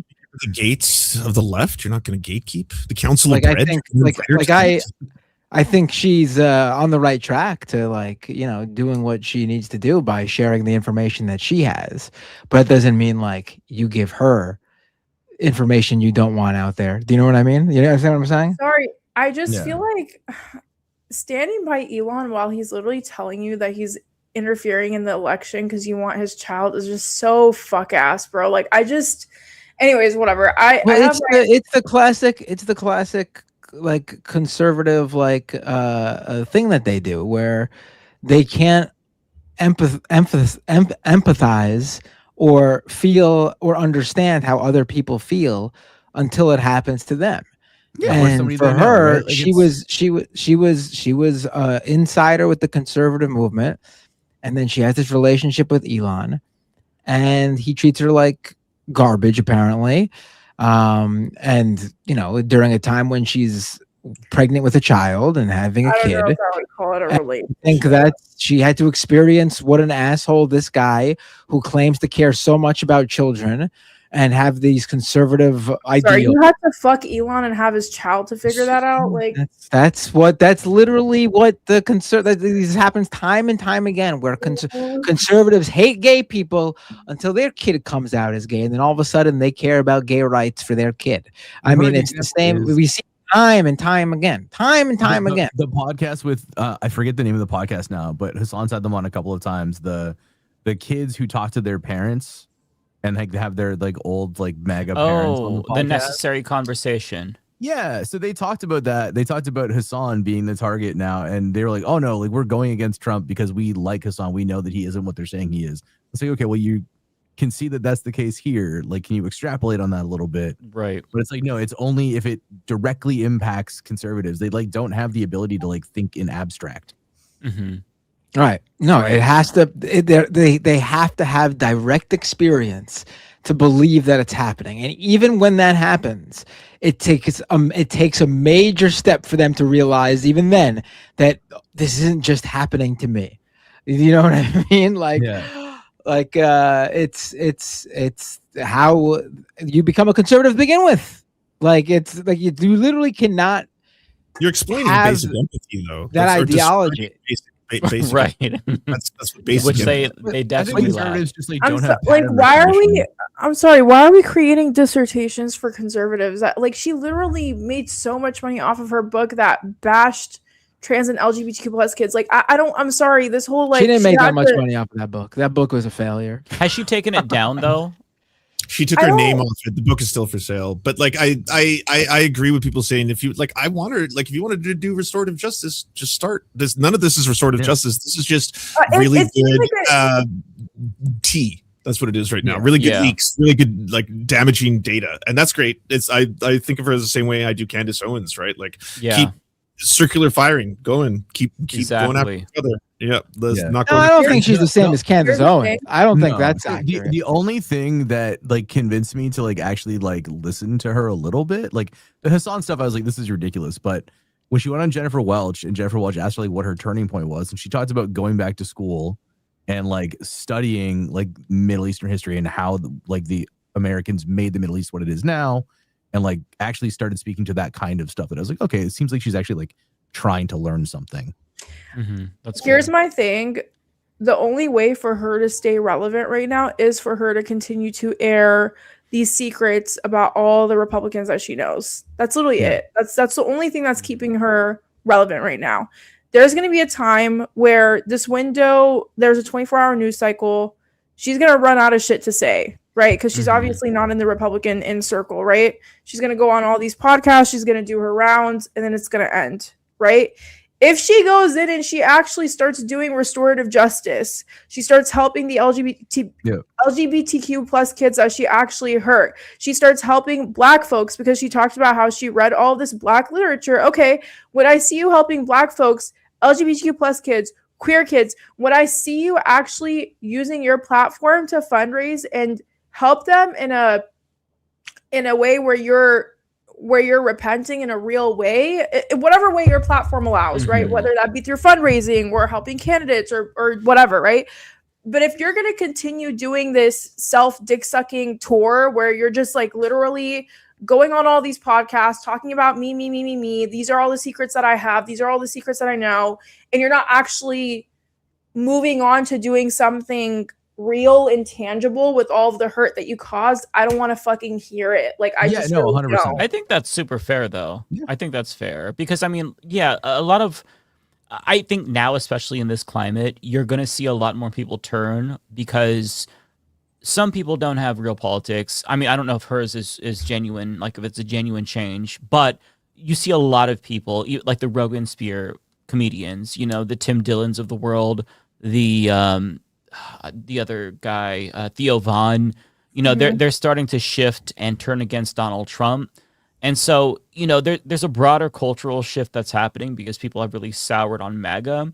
And I think that it's good that this is happening. I think that it is helpful to us that they are doing this circular firing squad. But I do agree with Ariana that you do have to have a healthy dose of skepticism when approaching these people because you can't just let a match burn the whole fucking country down and then come back and be like, hey, everybody, that was bad. Like there needs to be an actual effort to really try to right the wrongs that you did. I don't know what that looks like. It's probably going to look different for each community. Yeah, I don't either. Yeah. It's because, I mean, like this MAGA, this is the worst shit that we've seen in modern American history. Like Trump is he's putting up Hitler numbers. By the time this is all over, he will have killed like around 10 million people between him and Elon when you factor in not just war, but cuts to aid, deregulation, cuts to healthcare. It is disastrous. So I feel like I understand. It makes sense for Ashley St. Clair to try to parlay this into a longer term career. But I think that if she wants longevity and if she sincerely is sorry, I do think that there needs to be more of an effort to really right those wrongs. again, Yeah, like I said, 100%. I don't know, like I don't know what that looks like. She has to talk to people and figure that out for herself. Yeah, I think what Matt said like makes sense. Like, don't give her secrets, right? Like, don't welcome her into a movement, but like give her like space to maybe do the right thing at some point. Like, don't just write people off. Give people like the ability to, at some point, do the right thing. I mean, listen, I think she has to do what she's doing now to build credibility amongst the left-leaning circles. So I get it. She's going on all these podcasts. She's going on Jennifer Welch. She's going on, different podcasts, talking to all these people, answering all the questions. But at some point, she's going to run out of shit to say. She's going to run out of secrets to say. And it's like, okay, what are you going to do then? Are you going to continue to center yourself and your history with Elon? Or are you going to create a path forward in a way that's actually helping the movement against MAGA and fascism? And I struggle with this a lot in this space, where I feel like a lot of people center themselves a lot. Like, there's a lot of egos, and I'm sure you guys have all on this panel seen this in one shape or another. I've seen it with creators all the time, where they start centering themselves and how they feel. And it's like, even we who don't have the history that Ashley St. Clair has to like, I continuously ground myself on a daily basis, and I remind myself that what my why is and why I'm getting into this. And because then you can go off some weird paths if you don't do that. We saw that with TYT, right? Like, it gets kind of weird when you don't center your ego and remind yourself what your why is and stuff like that. And so, I mean, she's all over my feed, so whether I like it or not, I'm gonna keep watching her. Am I a hate? Like, I think a lot of the chat thinks I'm a hater. I don't think it's me hating. I don't hate anyone. For me, it's just like, I just need to see something tangible that's not like, Libs of TikTok is a dumbass. Elon Musk was rigging the election with Russia. I'm gonna need some more to actually vouch for you or even like take you seriously. And at this current point, I'm not saying that. You know what I mean? Yeah. No, I totally agree with that. For sure. Yeah. So I also think white women and white men in general get a lot of like passes because this like whole, I used to be a Republican and I saw the light pipeline into the DNC is crazy. She's not the first person. She won't be the last. There's a lot of repenting that they do that just gets accepted and ate up immediately. Whereas you saw at the DNC, they let a fucking, what was it, like a border cop speak, but not a Palestinian. They brought up the parents of one of the hostages. Oh, the DNC war, was bad. Actually. The DNC was bad. So you guys know I was there. That was before genocide propaganda. That was before I was on Leftist Mafia. So at the DNC, they brought multiple hostage families, not just one. Yeah. They brought the CEO of Lyft, multiple different CEOs. Oof. They brought Bill Clinton. That is still so puzzling to me. Sending Bill Clinton to Michigan was the thing that I was like, what are you That doing? was a choice. Yeah, where he was condescending to everyone in the middle of it. You're like, this is so I was sitting there and I was like, why are we cheering? Like, there were moments where I would just sit there and be like, oh my God, like, we're really doing this. Bill Clinton's speech, probably one of the worst ones. He is literally decrepit and dying on the podium, just like insulting everyone. Yeah. I was like, wow, okay. I guess. No, it was really bad. And then, on when did the DNC start? I don't know. The day before the DNC ended, I think it was on a Wednesday night or Tuesday night, was when we had the sit-in at, in the parking lot. The uncommitted folks, yeah. The uncommitted had a sit-in. And it was like genuinely, and I'm not even exaggerating when I say this, it was the most humiliating experience of my life, because the number of people who were pro-Palestine and in there as a form, like protesting, there was maybe like 24 core people. I would say 36 max. And like, we're really the only Middle Eastern people there too, in a convention full of thousands and thousands of people. And while the uncommitted was sitting on the asphalt, like begging them to allow a Palestinian person to speak, which, by the way, they had a representative from Georgia who's Palestinian who had written up her speech, and her speech was very milquetoast. It wasn't anything crazy. Yeah, she was even willing to let them approve the speach, right? Yeah, her name is Rua. Yeah, she's an elected official, which is just insane to me. Yeah, no, they just like They ignored us. And it was really like the pivotal moment for me. I kind of went into psychosis after that. Like, I'm not even joking. I didn't go to sleep, and then I missed my flight, and I called my ex, and I was bawling, crying. Like, I couldn't even see straight. I was like 3 nights of not sleeping. I was just like so pissed off. But it was like the pivotal moment when like Ilhan Omar like sat on the asphalt with the uncommitted organizers and cried with them and held them and cried with them. And I was like, oh, this is fucked. I knew Kamala was gonna lose. Like right when that happened, I was like, yeah, you're done. You're cooked. Because it's like people were gonna vote for Kamala Harris. They weren't gonna vote for an arm of Joe Biden, and that's exactly what she was doing. She wasn't doing anything to separate herself from the genocide that Biden was committing. She was just basically perpetuating everything Joe Biden was doing. Yeah, it's not making it worse, right? Like the most lethal military shit. Yeah, it was awful. Oh my god, yeah. Oh my god, yes. Wait, I was literally sitting in the arena, and when she was like, she started off by Israelis who were raped on October 7th. Then she was like, we're gonna have the most lethal military in the world. And then she was like, Israel is basically our ally, and we will continue to fund them. And I remember it was Israel Israel has the right to defend themselves, and we'll make sure that America continues to give them the things they need to do that. Yeah, basically something along those lines. Yeah. I remember I just got up, like the whole stage went blurry, and I just like ran out, and it was like a telenovela movie. I was literally just like sobbing like through protesters, and I was like, this is it. I knew Trump was gonna win. That was a nail in the coffin. That was when I was like, oh, we're fucked. Like, we're fucked. We are so fucked. And it's crazy because every single person in the DNC was like so tunnel vision, tunnel hearing. Every person I would ask, do you think Kamala Harris is going to win? They were like, yes, of course she's going to win. What kind of a question is that? And I'm like, oh, you guys aren't even, oh. And that was when the polls were saying that it was going to be a very close race with Kamala Harris inching towards losing. And I was like, oh, you guys are stupid, I fear. Like, what the fuck? In total denial. I don't know if you... what was it like? We were doing a stream that night for the final day, and we brought on Kat Abdullah. Yeah. And I remember, was it you, Lance? You came on a little bit later, and you're like, "How's it going?" And we're like, "Oh, it's terrible." Like, and I remember, like, we were just. I don't think I was. Maybe I was late. I don't think I was late, but I do remember her being in one of the, like, she went into the room that they sequestered all the pro-Palestinian influencers in. Right. She's like, I'm in a room. Clearly, we're not allowed to like speak to anyone. They don't want us going on the press. Hassan just got kicked out. Like, there's a decided effort to silence people who are like pro-Palestine right now. Yeah.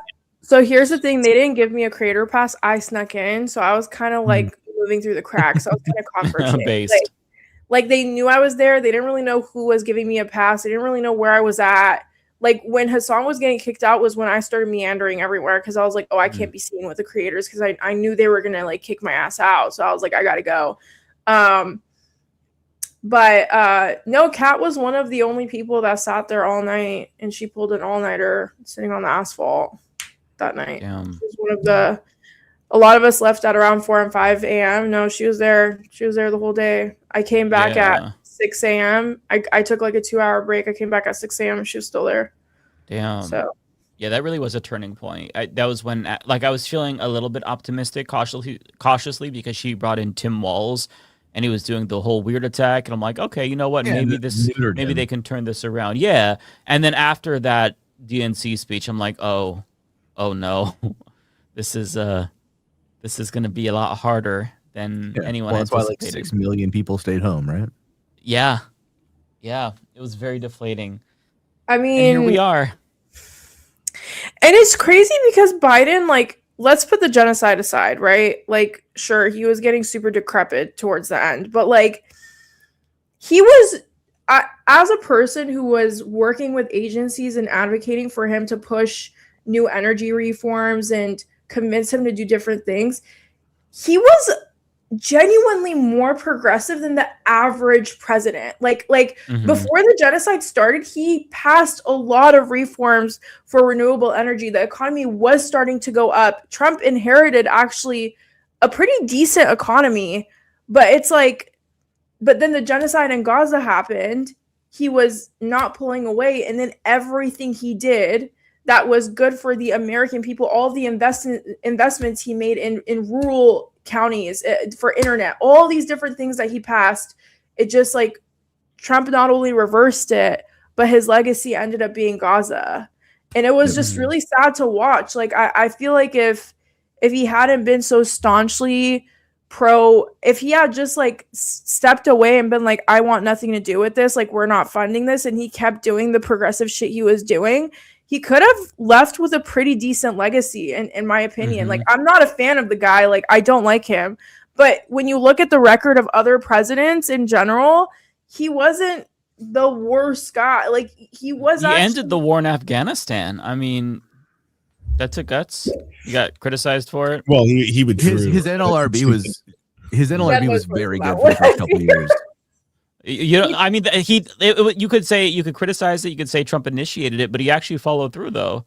You know, other presidents didn't want to do that, and I think it was important. He also basically brought the drone war down to a very, very minute thing. It was almost non-existent. He would have been better than Obama, I think, policy-wise and 100%. economically. I think that he absolutely was too old. He couldn't fight for his full agenda, and that really also hurt him. But yeah, the genocide, I mean, it's not like he didn't know. Ro Khanna tried to tell him. He would talk about how I'm telling him that he's losing progressives, and he says, oh, I can't get Bibi to stop.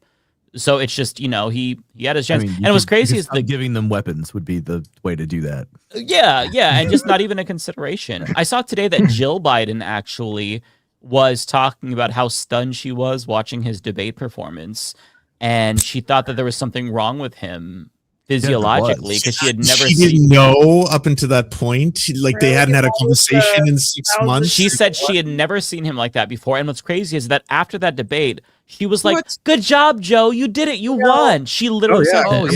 That's actually so funny because I know people who worked at the Biden administration and they left in 2022. So I know people who were literally flying with Joe and Jill Biden as their advisors on the president's jet, going to their vacation homes and everything. And there was a slew of people who left in 2022 because they could literally they were watching Joe Biden just become more and more decrepit by the day, and everyone avoided it. Yeah, he was sundown, and nobody wanted to admit it. No one wanted to admit it. And when this person told me what their job was, I was like, there's no way. Then they pulled out their phone and they started showing me pictures, and then their friend pulled up and their friend was like, yeah, I did this in the White House. The other friend pulls out, yeah, I did that. And then it turns out there's a whole group of people that left in 2022 who are all still friends because of Joe Biden's declining health. So damn, whatever Jill is saying is it's complete and utter horseshit. And like, let me just say this: behind every single stupid ass man is a bird wife, supporting him, and Jill is that bird. Like, I just, there's always going to be a bird. Hillary Clinton is a bird too. That's what it is. Like, for you to sit there, I'm sorry, for you to sit there with your full chest to be like, I couldn't even tell until that debate. Like, girl, this man was walking into the sunset. He went into the Amazon forest and he just started walking into it. Like, what the fuck are you talking about? Yeah, we saw that happen. We saw that happen. That was a wild. He literally did that. Yeah, that's not even. Yeah, that's not even a metaphor. He just straight up did that shit. Unprompted and like, let him go. He knows what he's doing. Honestly, if he was gonna run as like the bridge candidate he said he was going to, he should have resigned like 2 days and 1 year into his first term. Okay. And prop up his successor, right? In the same way Claudia Sheinbaum was propped up to be his successor. Like, that's how you do that shit. You don't just suddenly be like, I can do this. I will do this. You know what? I gotta go. And then he should have picked a better VP and then resigned 2 years and a day into his term. No, this is where the whole conversation about ego comes in, right? And remembering your why and what you're doing, because he literally said from day one, I am just running in as a filler and my VP is going to take over because I know I'm old. Like, that was literally his whole entire campaign promise. Then Kamala Harris went to Nicaragua or Guatemala or some shit and was like, don't come to America. That was the last we saw of her for 4 years. He stopped sending her on side quests completely. I don't remember if it was Nicaragua, Guatemala. It was like the first 2 weeks. They sat her out. First thing she did, she stood at the podium. She was like, "Don't come to America. Stop it. Stop crossing the border." Basically. So then Biden was like, "No more side quests for you." And then she was pissed off about that. Do you remember the stories about how she was apparently livid because they were essentially trying to pawn immigration off on her, which was deeply unpopular for Democrats? Like she was pissed. So he kind of like attached that anchor to her. Behind every single stupid ass man is a bird, and Kamala Harris was the bird in that situation. Like I stand by what I'm saying. Like, I'm sorry for you to be like, you can't complain. You literally cannot complain. I think she is very established. Don't get me. Okay, let me just say this. I understand that a lot of folks look up to her, and I get that as an Iranian woman with almost zero representation because all of my representatives are stupid ass Zionists. Like, I get it. Okay, I get it. I get having solid representation that you can look up to. Okay, but you literally were trying to be Joe Biden even when you ran as president. Like, you were copy pasting everything he did as if that wasn't unpopular as fuck. Like, I don't care. I'm sorry. Like, she wants to come out and say she felt bad. She was always shitty. Yeah, she was just better than a melting down Joe Biden. That was the only, like, people nowadays are like, well, you leftists were all about her, and I was like, no, it's just like the alternative to a dude literally dying on camera. I think that was we were so distraught by the fact that, oh my God, Trump is an inevitability. And then, like, okay, you have somebody who actually isn't a corpse. She's living and breathing still. So we have at least a tiny bit of a chance, a little bit of hope. I mean, I don't think anybody who was advocating for Biden to get the fuck out of the way was like, rah, Kamala, she is the savior. But I remember having the feeling that we could actually influence her before the election, like thinking that like she's going to be better on Palestine, right? Because she did that first press conference where she came forward. She's like, I will not be silent. And I was like, oh my God, finally, this is going to be like a different pathway. They understand the assignment here. Like, this is really important. And nope. It was wild. People were like, yeah, she's not a corpse. So Kamala Harris is only 3 years younger than Obama is. And he was president like 18 years ago. Damn. We've had some old fucking presidents over the old fucking presidents that, like, somebody who is literally fucking retirement age is the young, like, energetic candidate now. Yeah, I looked at when we were talking about Dennis Prager earlier. I looked at his age. I'm like, oh, he's only 77. I didn't think he was that young. Yeah, he's running for the fucking Senate. Like, what is he doing? Yeah. Yeah, it guys, sucks. You guys already watched? Sorry. I'm so sorry. No, go ahead. No, go ahead. I cut you off. Oh no, I don't have anything to say. Did you guys watch the footage from the rally at Gracie Mansion? No. Wait, do you guys know what I'm talking about? Oh, is it the prayer that conservatives were flipping out about? No, it was the day before the prayer. Oh, I'm not sure then. Dude, wait, you guys missed this? Oh my God, the amount of content. Okay, so Zionists all came together to do this end hatred rally against Zoran. Zionists came together to do that rally? Yeah. It was right in front of Gracie's Mansion. That's ironic. In front of Zoran's house, and it was diabolical. Like, we have to watch the clips. I'm sorry, we have to. Yeah, let's see. Yeah, is that where the images from like some old 90s band were like playing some weird concert or something? Is that related? Am I getting my internet mixed up? So. I didn't see that. Yeah, they seem to be like making a habit of just doing insane shit outside of Mamdani's house at this point. Because didn't Walter Masterson almost get hit with a fucking IED? Really? Like, a few weeks ago? I don't know what it was, but so the guys that were like throwing the like explosive or whatever at Gracie Mansion, Walter Masterson was there, and they threw it like over his shoulder. Right, I remember seeing that. The video clip. That was crazy. Well, Walter tried to go to this. He tried to go to this rally, and they kicked his ass out. I think they could recognize him. I love Walter Masterson so much. Yeah. I wanted to go to this rally, but like, I'm genuinely like, I don't want to go without a white man. Like, I need Kowalski to like come with me or something. I need a big ass white dude that can like fight people, because I can't go alone to this kind of shit. Like, I'm just like, these motherfuckers are insane. They'll spot you out. They're super racist. You don't want to subject yourself to a hate crime. Okay, let me bring these in here. Wait, actually, do you guys know James Maslow from Big Time Rush? Yeah. He was at this rally. The biggest Zionist. Oh, now. That's what I was talking about. Oh, wait, he sang? I thought he was just in the crowd. He sang. Oh my god! Did he sing like the Big Time Rush theme song? Like what? No, but I just they're a pop group. Yeah, he's like a part of the counter rally. He's a Chud, isn't he? Oh, that wouldn't surprise me. Okay, is there anyone you want me to play first? I found this clip talking. Which one do you want me to play first? You could play whatever. I don't care. Okay, I'll just start with this one. Thank you all for coming over to my house today. Thank you. It's great to have you at the mansion. My second mansion, as you know, I have one in Uganda as well. And you know, I changed teams. No, I'm kidding. Fuck that guy. What is up, everyone? It's me, Zach Sage. It is so beautiful to see this many people out here showing that we are not afraid of this man. We are not afraid of Zoran Mamdani or his wife, who may be even more anti-Semitic than him. I'm sure she's up there painting pictures, exaggerated photos of all of our noses right now. But guys, we are here in all seriousness. Our lives are at risk under Zoran Mamdani. Our safety was that Zoran is at risk at Zoran Mamdani. Yeah, it was. Wait, was it? Yeah, it was. I think it was. Yeah. Oh my god. These are not serious fucking people. Funny. Oh my god. This is Zoran so the demented. Destroyer. That's crazy. I just want to look at some of these signs. That sign kind of went All hard. AI too.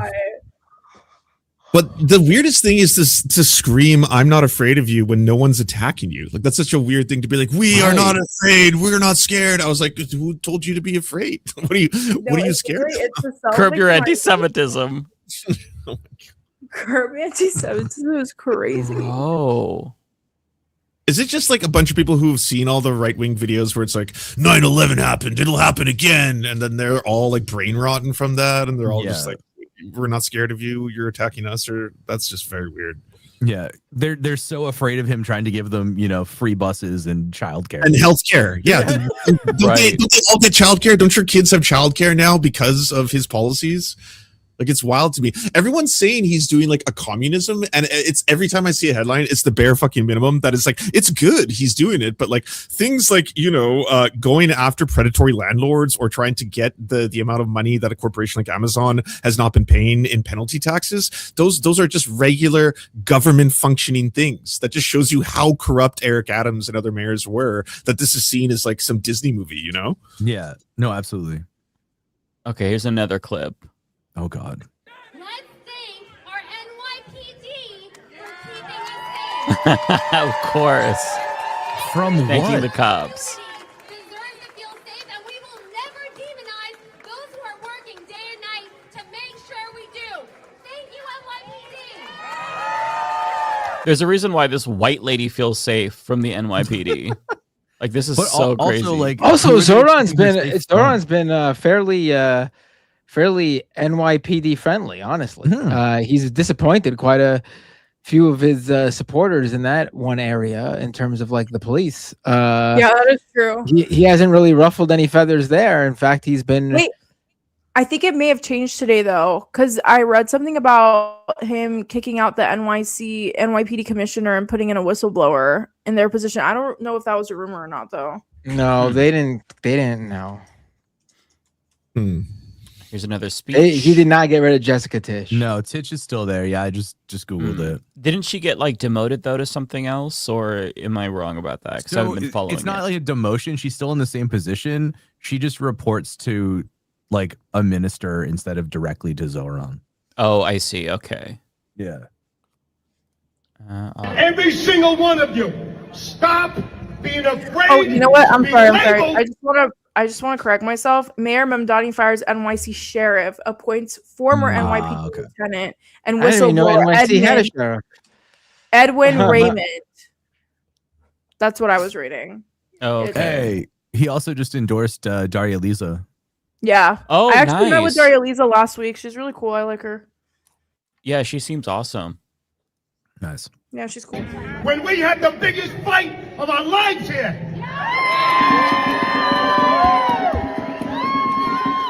I want all true New Yorkers to follow these 2 sweet words that we have for Mayor Mandandy.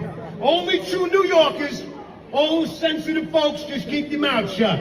1, 2, 3. Fuck you! Fuck you! 1, 2, 3. Fuck you! 1, 2, 3, louder. Fuck you! Not the Hassan poster in the background. I was pointing that out. America deserved 9/11. That's incredible. Oh my god! The little hammer and sickle on his hand. Yeah, Oh, yeah. The hammer and sickle. Love I that. gotta give it to them. Their sides are kind of eating. Like, I'm not gonna lie. Yeah, some of them are really good. Zoom in on the text on the shirt. I'm pretty sure it says "I'm your ma'am daddy" on it. Nice. I'm pretty sure they photoshopped "I'm your ma'am daddy" on It says the NYC shoulder. It says NYC Mayor Ma'am Dandy. Oh, I'm sorry, okay. that's genius. Is that supposed to be? They honestly kind of killed their PR this time around. Some of these are actually pretty funny. Okay, here is the picture of a looks like a van that they rented.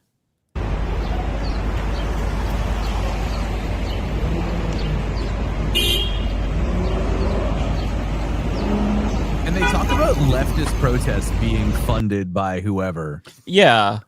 What did they do to his picture there? It doesn't literally look like him at all. They probably I've never seen darkened him it. Oh my look like god! that picture. No, the Like a altered beard. images that they had of him in their flyers was diabolical. Wait, let me try to find it. They legitimately, like, they did the whole make him look like a terrorist type shit, like, or terrorist, like what their definition of it would be. Like, the way they altered his face was And they insane. darkened his skin and beard and stuff. Yeah.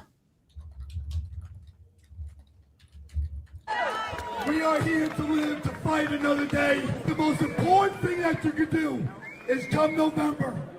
That a vote for Kathy Hochul is a vote for Zora Mamdani. A vote for Kathy Hochul is a vote for the Quran. You voted for the Quran, bro. A vote for Sharia law. Wow. How is he able to say this though with the Sharia laws in effect? Like, he still has so much freedom. True. He wasn't executed on the street, on the spot. Yeah, the theocratic authoritarianism hasn't like restricted him from saying this. Hochul is a very, very tough time, not only for the Jewish citizens in the city, but every single New Yorker that refuses to convert to Islam. God. And the only one that can put that to a stop is Bruce Blakeman for governor. By the way, I've only heard this from white people. I've never had a Muslim come up to me and be like, "You have to convert to Islam now." Not once in my life. I've had Mormons do that. I've had Christians do that. I've had tons of them, like, you know, but I've never had a Muslim go like, "If you don't do this, you will burn." I'm like, what? Oh God. Mormons and Jehovah Witnesses will come to your fucking door. Yeah. Whereas, like, Yeah, if you talk to somebody who's like a Muslim, you literally will not know that they're Muslim unless like they casually like, "Oh yeah, I got to go to my friend's to my parents' house so we can go to the fucking mosque or some random shit in the middle of the day and stuff like that." And then you're like, yeah. "Oh, yeah." Yeah, like they literally do not bring it up because they don't want to get fucking hate crime. It's not like, no, you have to convert. Shut the fuck up. That's not, nobody's saying that, dipshit. Okay, here's oh, this is the one. I think this is James Moss though, I want to say. Let me share this. Okay, you guys can see that, right? Okay. I'm James Maslow, and I was born in this city. My father was born in this city, and my grandfather, Captain Robert Maslow, a Jewish American pilot who called New York home, he helped protect this city and this country. 3 generations of my family have loved New York, and that's exactly why I'm standing here right now. New York has the largest population of Jews anywhere in the world outside of Israel. It has always been a place where Jewish families built lives, raised children, and found community. My grandfather did that, my father did that, and I carry that with me. But something right now is not right. Mayor Mamdani has refused to condemn the term globalize the Intifada. On his very first day in office, Good lord. That's really ridiculous. That's crazy that this is oppression to them. Wow. Okay, here's another one. He refused to condemn it? Oh, this one was funny as fuck. Rama, his wife. I know I'm Oh, never mind. fooling no one. Your time is up. Get the hell out of Gracie Mansion. This is for Rama, his wife. I know in Syria, and ask your parents in Damascus. You used to take to the streets to us Jews and tell us, El Yahud Kadabna, U Palestine Biladna. Palestine is ours and the Jews are our dogs. I'm here to tell you something different. Israel is ours. New York City is ours. He's just making shit up. The Jews are the diamonds on the ground over your head. What's that even mean? I know. You're the Jewish one out of all of us. You tell us. If you see someone speaking like that on a bus, I would just take another bus. I'll be honest with you. Yeah, I would be very not interested in whatever this conversation or situation is. Diamonds above the Jews are the diamonds above your head. What? Honestly, I thought you would know what he meant. I thought maybe. Is he like, saying is he saying that Jewish New Yorkers are characters from The Sims? Is that what with the diamonds? That's wild. I these guys live in an alternative reality, like an alternate universe. Yeah. Like Mom Donnie has really high approval ratings in New York. Like the only people who don't like him are literally all the people that showed up at that event. Like literally even the guy in the White House who they love likes Mom Donnie. Yeah, right. Like even Trump. It's hard to hate a guy who's improving your material conditions every day he's in office. Literally, the only bureau that's like ranking low in approval ratings is Staten Island. Like, if you axe out Staten Island, his approval rating would be above the roof. It's literally just Staten Island that's stubborn as hell. But I feel like Staten Island will come around too. Maybe, I don't know. I don't know if they will. Anyways, I thought you guys knew about that. No, I hadn't seen. Well, I that knew at all about yet. the protest thing. Yeah. Yeah, I hadn't seen any clips from it. I heard about the protest outside Gracie, but I hadn't seen any clips from it yet. I just seen an image of someone saying that there's like I don't know that band. I'm not familiar with their music. I'm probably They're a boy band from like the early 2000s. Yeah. Like they were really big in the early 2000s. And No, James I was a Maslow real- was like the hot one of them. Like That he was like sucks. the girl that everyone has. He's Yeah, like the that's- handsome That's one. rough for the rest of the people in that band. Yeah, that's awful. It is actually. That's also true. No.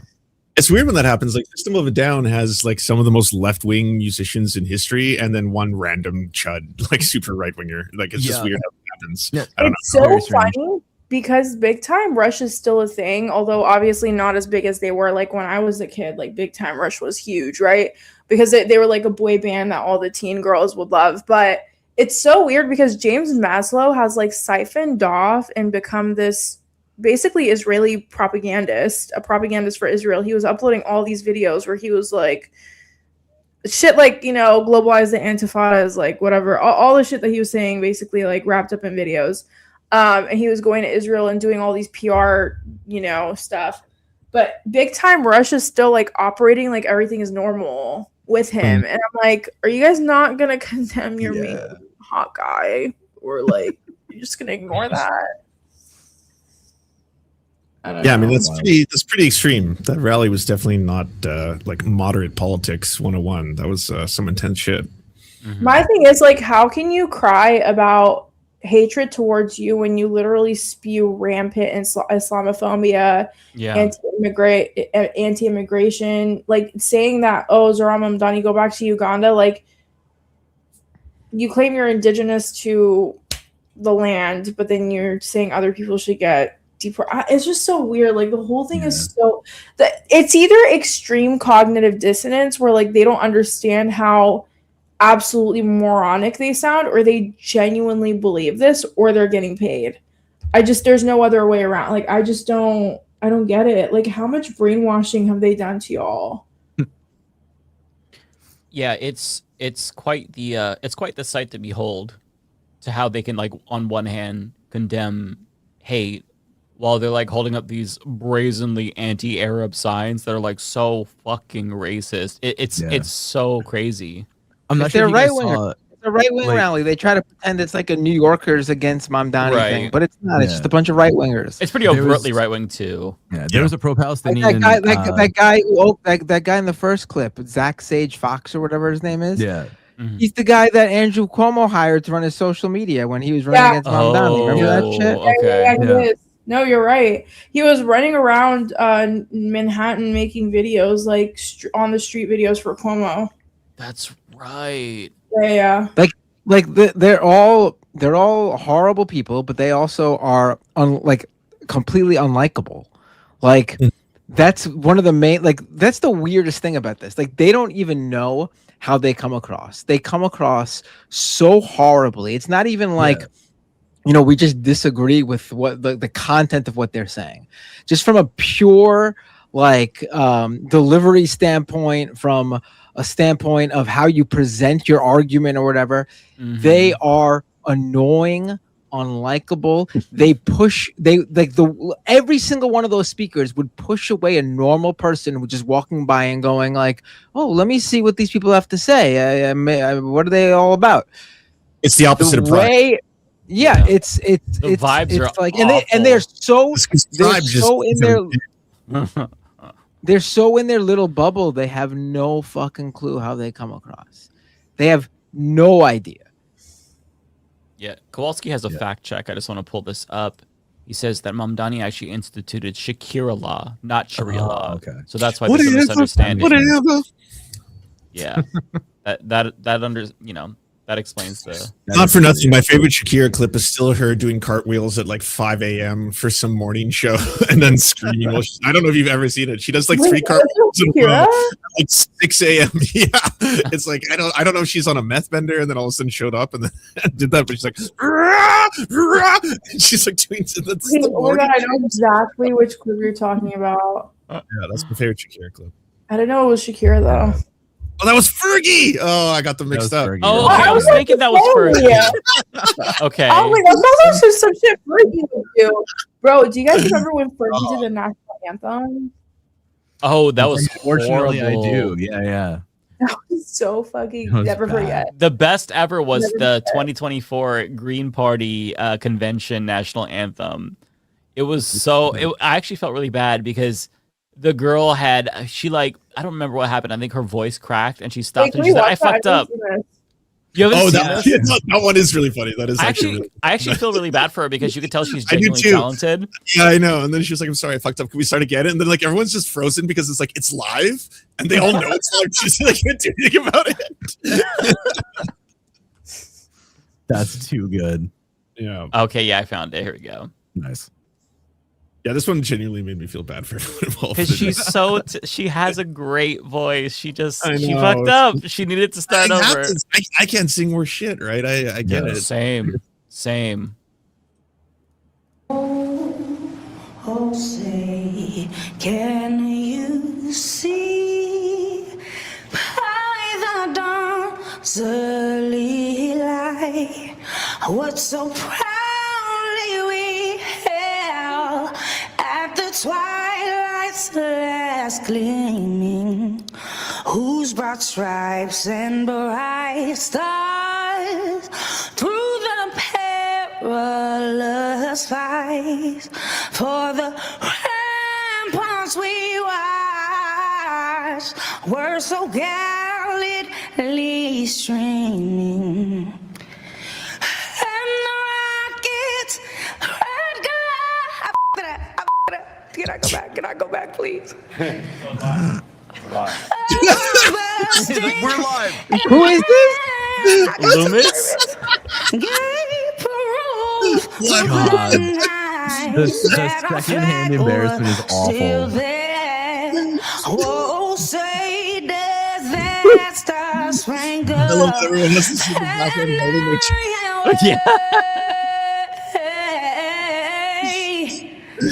for the land of the free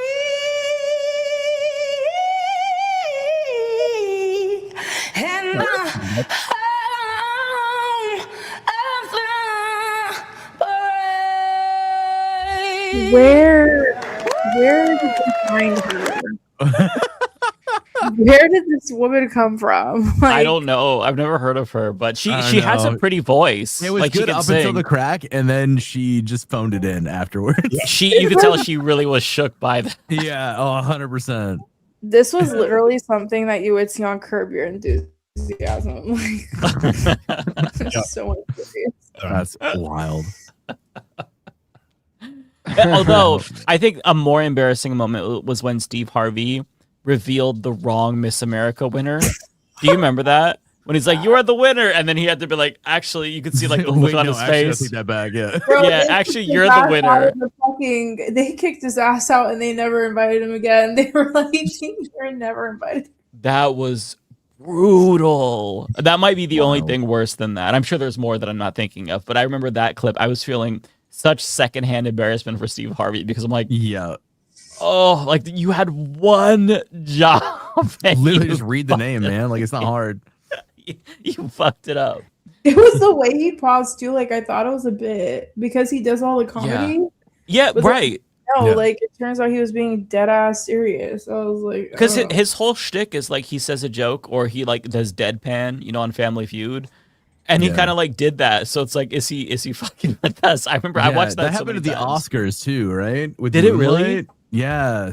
Somebody read the wrong Best Picture. Moonlight Yeah, won Moonlight. La La Land. It's the biggest upset in like Oscars history because it was like an indie. Moonlight, by the way, is a beautiful film. Go watch Great it. film. One of the greatest films in like queer history and cinema ever. But anyways, Moonlight, awesome movie. It was such a shock that it beat La La Land. Like Moonlight is this independent story about a black gay guy and his like life growing up and what that was like. It beat the Ryan Gosling huge nominated for 12 Oscars, supposed to be the biggest movie, all that shit. And then the person read out La La Land as the winner. So the whole the producers, the director, everyone got up to the stage, and by the time they were up there, they're like, "Sorry, no, that's wrong. Moonlight won." And it's like, oh my god, holy shit, yeah. Yeah, no, it was wild.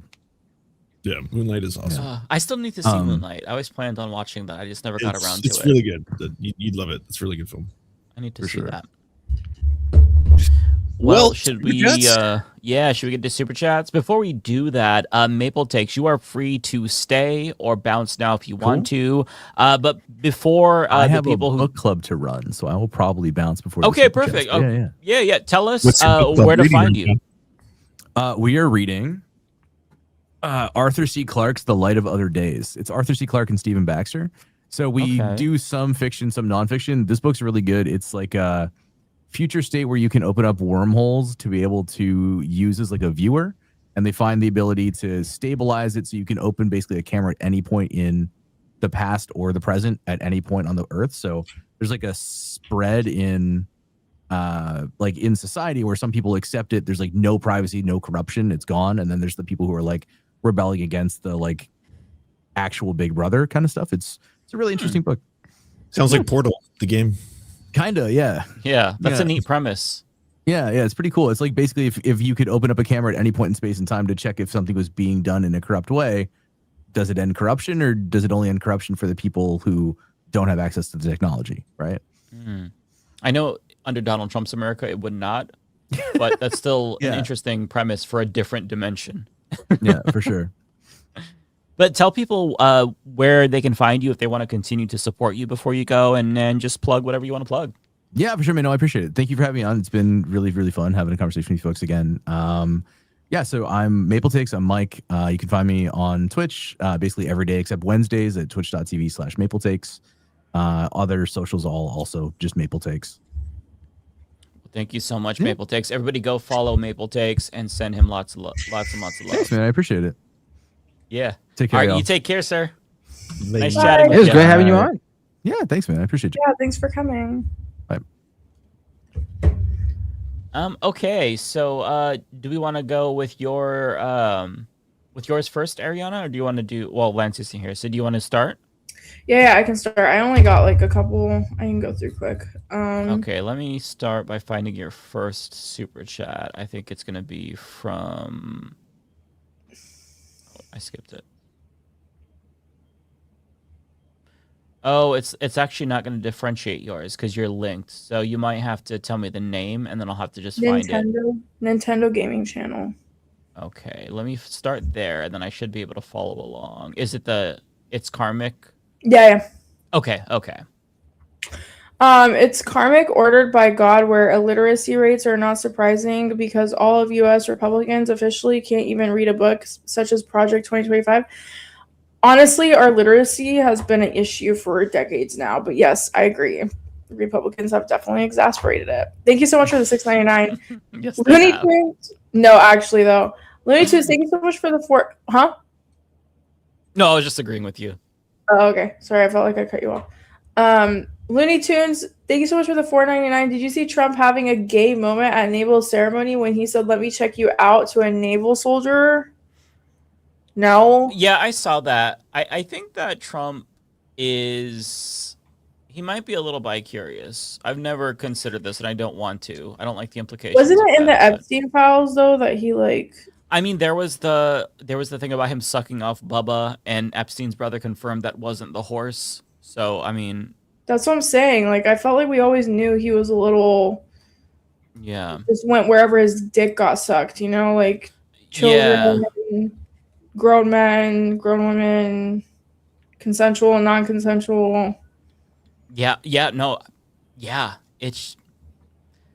I think it's one of those Diddy situations where it's like it's not really about them being queer; it's about them just being a problem, you know. Mm-hmm. Yeah, it's very. He does say a lot of things that you wouldn't say if you really wanted to project this masculine bravado. You know, the way that Republicans talk about him like an alpha male. Benny Johnson was talking about how much of a beta Tallarico was compared to Donald Trump, who's like a real man, an alpha, which is funny coming from Benny Johnson of all people. But it's just so contrary to who he actually is. You know, he wears a ton of makeup, which would be taboo for men. You know, generally speaking, if they want to appear masculine, and it's just it's a very there's a disconnect there. Trump gets a pass. He can he could dabble in a little bit of gayness here and there, maybe suck a dick or two, but he's still an alpha. He gets the gay pass maybe from conservatives. I don't know what it is. It's a very strange situation that I'm not able to diagnose or assess. It's above my pay grade. I don't know though. I feel like some straight men also do exhibit like gay shit. Like I've watched like straight men like slap each other's asses like it's normal, and I'm like, I don't. Yeah. In baseball, it's called slap ass. There's a name for it. Oh, yeah, there's a name for it. Yeah. I've seen alpha type men engage in bro sex shit. You're entering kind of like sexology 302 where it gets really complex. Like I've read books on like how it doesn't necessarily imply one is necessarily like homosexual if they've had sexual encounters with men. They can have like straight heterosexual sexual encounters with other men that aren't necessarily based on their attraction to men. I was like, wow, this is far more complex than you would think the human brain. To simplify, they're getting their dicks wet. Yeah. Well, there is that as well. There's obviously that too. Yeah. But there's like it's a spectrum. It's a spectrum for sure. And I know, and I even have a gay friend, and he was like, "Oh, I was dating a straight man," and I was like, "What do you mean you were dating a straight man? Like, it's two men." And he was like, "No, you don't understand. Like, his whole perception of himself is straight, and then after he stopped dating me, he was a straight man." And I was like, "This is so above my pay grade that my brain was like malfunctioning during the conversation." I was like, okay, to each his own, I guess. No, he made an exception for me because I'm that fucking I'm the shit. Like, what? I don't know. Like, it was such a weird. I was like, and the thing is, like, I fully believed the story. Like, the story and the proof he showed me was very much like this was seemingly a man who was living his life as a straight man that just so happened to date and be intimate with a man and then go back to women. It was so, I mean, at least he's bisexual. I feel like you're fooling yourself if like it's so weird. I don't no, know. But to himself, he's straight though. because he's like, I've only fucked one man and I've only dated one man and I went back to being straight, so I'm straight. That's like his perception of himself. That's Steven Crowder's perception too, by the way. That big bisexual demon that went away. I'm just like, okay, I guess. I don't know. Not for me to. Yeah. Not for People me are complicated, but there's also a lot of people in denial as well. This is woke shit. Okay, I'm just kidding. It's very woke shit. I'm just kidding, chat. Looney Tunes. Oh yeah, wait, we just read that. Yes. Oh, okay, I'm sorry. No, you're fine. Coyote Demon. Thank you so much for the $5. Ariana, I'm going to We Belong here in Brooklyn next month for Juneteenth weekend. Are you going also to be my? Oh my God! Congratulations! Welcome to New York City. Make sure you go to West Village. That's where the gay stuff is at. Lots of gay bars and such. If I'm not going to We Belong here, and if I was, I would not announce that on the stream. I'm being so real with you, but I'm not going to be there. Yeah. I wouldn't do for either. safety reasons, but I will be in the streets, so you may run into me like other people in chat have. I've actually had multiple people in our LM chat run into me in the wild in New York City, so That's so cool. it is very possible. It's a small world out here. Matt, does that happen to you too? What? Running into people in the wild? Every now and then. All right, Nintendo Gaming, thank you so Like much. just people you know, or what do you mean? No, people from the chat. Oh, I've never run into people with an interesting experience did happen to me the other day where I maybe they've been watching this show. I was just at my home having dinner with my family, and I got a knock on the door, and I opened the door, and it's campaigners with Chuck Park, the guy primarying Grace Ming, who is my congressperson. And they were like, I think one of them said when they opened the door, it's him, like it is him or something like that. Like they saw my name when like on the app when you go to knock on doors. And they were like, they recognized my name and were wondering if it was me or just another guy with my name. I've had that happen to me And before too. And they were like, oh, like we watched the Majority Report, and I was like, oh, cool, yeah. I was like, I don't know what you do in that situation. There are two people who know where I live now. Yeah. That's I hope so their funny. politics never changes. It's gonna be a scary I've had time. that happen for too. you. Yeah, go on. No, I'm done. Was it this Nintendo gaming channel for you, Ariana? Yes. Okay. 279. Thank you so much. Ironic. U.S. red states under keep its citizen dumb. Yes, we do keep our citizens dumb by design. Thank you, Nintendo. Nintendo, thank you so much for the $6.99. U.S. fake Christian, aka U.S. Republican, genuinely believe indigenous people no longer exist in the USA. They believe a lot of fucking stupid shit, but yeah, that's one of them. Thank you so much for the $6.99. Super Platinum Man, thank you so much for the $5. An Iranian Zionist singer named Ghazal Mizrahi from LA came to the anti-Mamdani protest at Gracie Mansion. People from Cali came to the protest. LOL. Oh my God, they're not even in New York. That's funny. I mean, yeah, I didn't go. I just so happened to be in DC, right where all the Zionists had congregated right after October 7th. And I was staying on the street where all of the buses of kids in Hebrew school had parked for blocks. And it was literally buses from Florida, buses from New Jersey, from New York City. It was like a rally. It was a rally for Israel. And literally all of them were bussed out, and they were all Hebrew school kids because it literally said on their buses like Hebrew school. And they were all getting back on their buses and going back to where they came from. I'm not even trying to be like. Was it like a national? Was it supposed to be like a national rally? Oh, It was okay, I guess like that a makes rally sense. for Israel in DC, but like they had bussed a shit ton of people in. Like a lot of But those. logistically, that makes more sense than like people protesting the NYC mayor. It's like if you're for LA, what does the NYC mayor have to do with you? It's a little bit. It just seems like stay in your lane. I don't know. I mean, yeah, you think that, but to them, this is like their movement. Yeah. They were protesting Mamdani not going to the Israeli parade.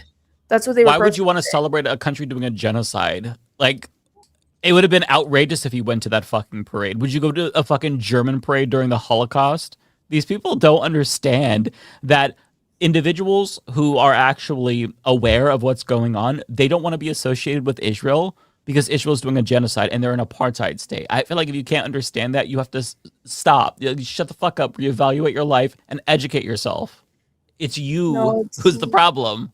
It's literally all propaganda. Like, they're all brainwashed. Oh, totally. Yeah.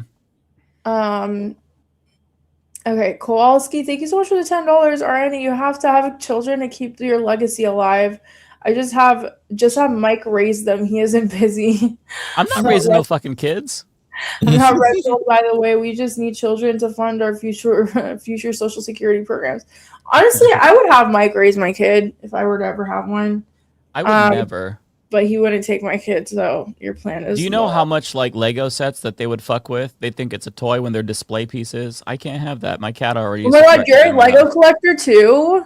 Are you? For some reason, like the past 3 guys that have tried to date me are all Lego collectors, so like I know a little bit about it. It seemed like really share something in common. Instead, it's like, no, it's just very problematic behavior. It's just like weird. Like every man who is above the age of 20 is into Lego, and every woman above the age of 25, there's a 50% chance they're going to be into Lego. I did not know it was such a boy thing.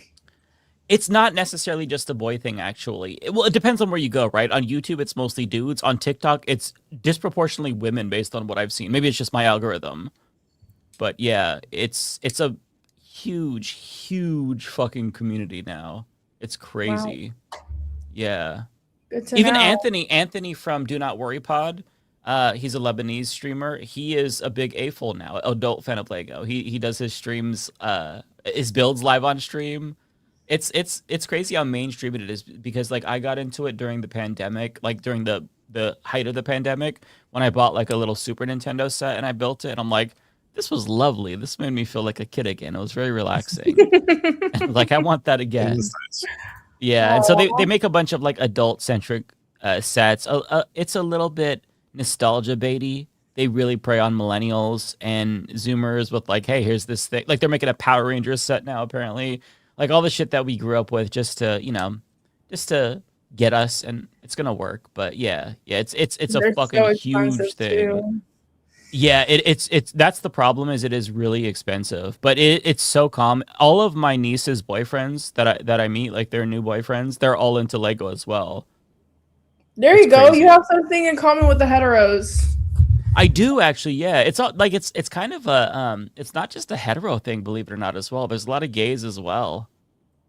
Wow. Okay. It's very weird. Yeah, it's you know what? I would prefer a man to be into Legos than Andrew Tate, so knock yourself out. True. It just depends on what kind of a Lego collector they are, because if their shit is all cluttered and they've got shit all over their house, you know, that's probably a red flag. Yeah, if you step on Legos, that is a red flag. That's problematic behavior. You want to run. I'm dead. Okay, I'm gonna go through these quick because I know Lance has people to go back to. The Bay photo, thank you so much for $4.99. Ashley St. Clair and Hassan set her pick me behavior back 5 years ago. 5 years. Truth be told, I feel like she spilled so far isn't that profound.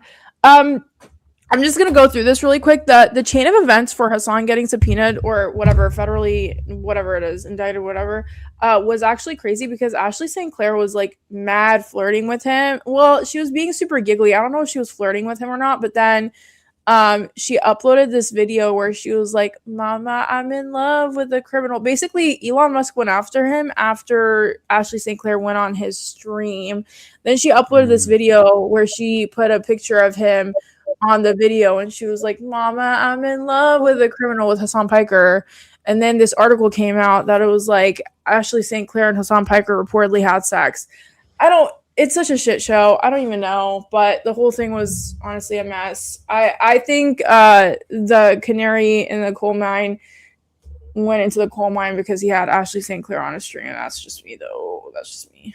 I mean, anything's possible with this administration. But if I had to guess, I saw that Ashley St. Clair thing too. I think she might be doing that to get under Elon Musk's skin because she knows that he hates Hassan. So I think maybe she wants to. Yeah, that T-shirt specifically, the one where it's like, "I'm not the dad, I'm the dad who stepped up." Yeah, I'm not the real like dad. I think she knows what she's doing, and it's the same with Grimes, right? Like there was a bunch of jokes about Grimes after she went on Hassan's stream once she broke up with Elon Musk. Well, she also was staring at him, and she was like, "You have big muscles." Like, did you guys not see that? Oh, the Grimes. Yeah, I remember that. Yeah. Like, and Elon Musk does not have big muscles. I don't think he's ever been to a gym in his life. No, he does not. Oh God, what a shit show. Yeah. Elon Musk is acting like Genghis Khan out here. All right. Anyways, V-Man, thank you so much for the $10. I want to announce MAGA PNP, governor of Puerto Rico, called a state of emergency on coastal erosion. Maybe if she didn't greenlight coastal construction and listen to experts from UPR, we wouldn't be here. God, I'm so sorry. I feel like, okay, I don't know why I was speaking above my eyes were just showing. I'm so I sorry. can move the chat. No, you're fine. You're fine. Okay, there we go. Because I was literally like this. I was like, wait, why do I look like that? That's so sad. I'm so sorry. Yeah, Puerto Rico's been going through it, man. Thank you so much for the $10. I remember Harris making a stop in Puerto Rico, and crowd had formed, and she was protesting her with traditional plena music, and she was oblivious and clapped along until a translator told her what they said. Do you guys remember that clip? No. I don't know. Oh my if I saw God. this. Basically, it was like a protest with like indigenous music, and like she was clapping along, and then the translator whispered in her ear while she was clapping, and then she stopped and she just stood there. It was so awkward. What was the translation? Do you remember? I don't remember. Oh, that's so painful. Yeah, if you find the video, please send it, because I don't. I thought it was Michael Dukakis, but one of the politicians was given a tamale, and he like bit into the fucking corn husk like right away. He's like, "Oh, great!" Like right into the. I can't remember which politician it was. I always thought it was Michael Dukakis, but I tried to look it up and find the clip, and it wasn't him, so I couldn't find it. But funniest fucking shit ever. I love when that happens. It's like, what? Yeah. I have to be a human for a couple seconds. Oh, I love these. I eat them all the time. Like when Hillary Clinton went to go see the house when she was campaigning, and she looked mortified. Do you guys see that picture? I thought you were gonna put the plant in the sink. She's just standing there like she saw a sleep paralysis demon. What? I thought you were bringing up the hot sauce when she was trying to be like, I'm relatable. I love hot sauce. I love the hottest of sauce. I keep it in my purse all the time. Oh. It's like, no, I mean, that too. And she said it on the Breakfast Club. That's what it was. They called her out immediately. And she I mean, just that's like, kind of lightweight racist. Like, why are you going on the Breakfast Club? I don't know. Why can't you just embrace white people shit? Like, why can't you go on there and just be like, I love a cold Bud Light at the end of my day? Like, I don't know. Embrace your culture. Fresh jar of warm mayonnaise and an unsalted boiled chicken. A good old hamburger. This is unrelated, but I was on the Oregon subreddit, and somebody was asking people from Oregon, they were going to move here, and they're like, I'm in a biracial relationship. You know, I'm black, my boyfriend is white, and I'm just curious, like, are we safe? Like, is there racism? Like, what have been your experiences? And like somebody who's black chimed in, and she's like, you know, I haven't really experienced a lot of racism, but in certain areas in Portland, they almost treat you like a novelty if you're black, to where, you know, you're like, they make a spectacle out of you. And somebody responded like, well, can you give us an example? What does that mean? And she's like, yeah. So this lady was like really overly nice to me and immediately brought up Black Lives Matter and George Floyd. And it's like Get Out the movie, but in real life. Yeah, dead ass. And and the way she wrote it made me like feel mortified as a white person. I'm like, oh my God, people in Portland would fucking do that shit and have zero self-awareness. Oh no. So yeah, it reminded me of that. Just gut wrenching. And she's like, I think that, like, you know, it's nice sentiment, but I think that the goal is for us to just be treated like everybody else. Like she put it in a very like nice, hipster Portland way to like, but really it was humiliating the way she described this interaction for the lady. Wow. God. Okay, always love hearing your takes. Thank you so much for the $25. Tigwig, thank you so much. I'm with you on Ashley St. Clair. Thank you. Solidarity, I appreciate it. Old Man Philly, thank you so much for the $5. Hell, most Christians don't even read their Bible. Exactly, thank you. V-Man, thank you so much for the $20. PR's right-wing pro statehood government hates UPR, the University of Puerto Rico, because one of its founders was independent leader Jose de Diego, and much of its professors lean towards independence, so they ignored them out of spite. Honestly, a lot of universities, I feel like, have that kind of energy and history, especially when it comes to places like Puerto Rico. But at least you guys have that university. Like, that's super important, especially for resistance. Thank you so much for the $20. I appreciate you. T-Mike, $5. Late catching up to your stream. 45. Just had a baby, 2.5 weeks old. You're doing a great job. Thank you. Oh my God, Mike! Congratulations. That's huge. So many babies. You guys are all having babies for us because I'm not gonna have one. I don't think. Kowalski, Legos are by Mike, probably $2. Thank you so much. Also, I missed something Kowalski said. He said Mamdani instituted Shakira Lana Sharia law, but we already read that. So yeah. Oh, V-Man sent the video to you on Blue Sky. To me? Yeah, on Blue Sky. The video of Kamala Harris in Puerto Rico. Okay, let me see if I hope I'm logged into Blue Sky. Fart yeah, I am logged in. Is our last super chat. Fart Twain says, okay, I'll read that and then I'll pull this up. No worries. Is the Lego a deal breaker? Be honest, Ariana. Honestly, no. I think it's really endearing when people have hobbies like Legos or shit like that. I think it's so cute. I think it's super wholesome. And like I said, I would prefer something like that over someone that's red pilled or listens to podcasts that are like alpha male podcasts. You know what I mean? If anything, I'll buy you Lego sets. Shit, like I'll buy you a Lego set for your birthday. I love men who have hobbies that aren't, you know, hurting society. You know what I mean? It could be the lamest shit on earth. I don't care. Like, I don't find Legos lame, to be clear. I think that's one of the cooler ones. But like, it's one of the things that you can actually make friends with now too, because there's actually like Lego communities, like there's Lug groups, Lego user groups where you can kind of like exchange sets and just like talk about it. And you could build it like with somebody. They often have like 2 instruction booklets, so you can do that as like a date. I see TikTokers doing that kind of shit. So yeah, it's. But also though, shit. Okay, like. I did meet one of my friends loves bird watching, and I'm like, that's all you, gang. Like, I'm not gonna go out and watch some fucking birds. But something like Legos, I think it's so cute and wholesome. So I'm done with my supers. Okay, I'll pull up. Thank you so much for all the money, chat. I really appreciate you. Oh, let me get the chat out of Lance's face here. Oh, no, that's fine. Cover my face. The chat isn't in Lance's face. I should read super chats. Yeah. Do you want to? I'll play. I can play the video afterwards. Yeah. Do you want me to play it first? Yeah, goodness. Okay.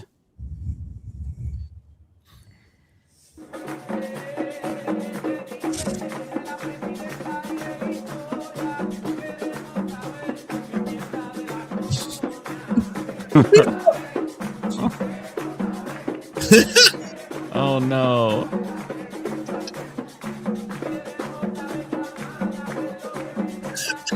Long explanation. Oh. It's like a minute in. She's just like, no. So awkward. Oh god. Isn't that nice? Isn't that nice? So awkward. Oh my god. So fucking awkward. Thank you so much for that video, man. That was hilarious. All right, and with that, I'm out. Lance, congratulations again. If there's more people out here that need to have babies, it's people like you. So congratulations. Oh, that's so kind of you. Appreciate that. Really That's a huge compliment. I don't say that to people. So please take that Thank you. very deeply. Yeah, that means a lot. I fear most people should not be having babies, but I'm not gonna get into that. Okay, guys. I love you guys so much. Take care, I'll see Ariana. you guys next week. Bye, chat. Bye. Oh, Okay, so it gets even worse. That song was a protest song against her. No. Yeah, Kamala Harris slammed for clapping alongside to a Puerto Rico protest song. The lines are, "We want you to know, Kamala, what you did come here for. We want you to know what you think of the colony." That's apparently the line. Bro. Yeah, that's according to Yahoo Entertainment. Oh my God. Americans got to learn how to speak Spanish. I say that as somebody who needs to learn more too. We need more than just the basic fucking shit. Like, otherwise, that shit's gonna happen. All right, I'll read through these super quick. Thank you for all the baby wishes, everybody. Very kind of you all. Wanda MD79 with the 499. I heard your wonderful news yesterday. Congratulations. You will be a fantastic dad. That's so kind of you. Tokyo Hans, member for 27 months. Next on Jubilee, Lance from the Surfs versus 100 Marjorie Taylor Greens. I'm with Mike. I don't think I would accept Jubilee's offers. I think they're bad. They're bad company. Venetia Dream, thank you so much for the 10 pounds. Congratulations, Lance. I appreciate it. So kind of you. Looney Tunes, thank you for the 499. Congrats, Lance. We must do the impersonation contest before you take off. I'm not taking off. I'm not going anywhere. I'm just going to, do the Matt Binder thing and try to be a dad in the background. Tokyo Hands, thank you for the diaper money. I appreciate that so kindly. The Bay Photo, thank you for the 499. Congrats, Lance, and to Chico on being a big brother. He's thrilled. Chico could not be more excited. Evan from Portland, thank you for the 27 months. Congrats, Lance. You're going to be a great dad. Here's some unsolicited advice. Get used to taking unsolicited advice. Fighting it will not help. I appreciate that. I will take your advice. Prairie Fire Neb, thank you for the $10. Congrats on the future video gamer you're having. Be sure to let them in the US so they have dual citizenship, just to own MAGA. It'll only cost $20,000 to do that. Is that how much the visa costs? Isn't that like $1 million?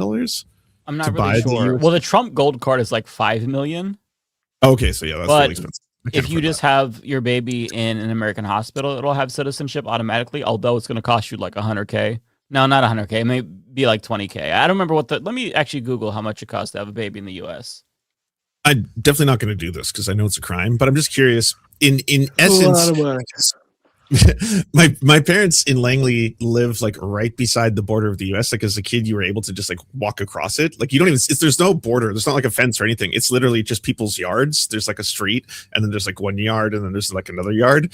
I'm wondering if you crossed into the forest and you had a kid, would that kid be dual citizen just because of the fact that that's the way the law works. I mean, it's if you have your baby on U.S. soil, that baby has U.S. citizenship. So yeah, technically, I believe it would be the case.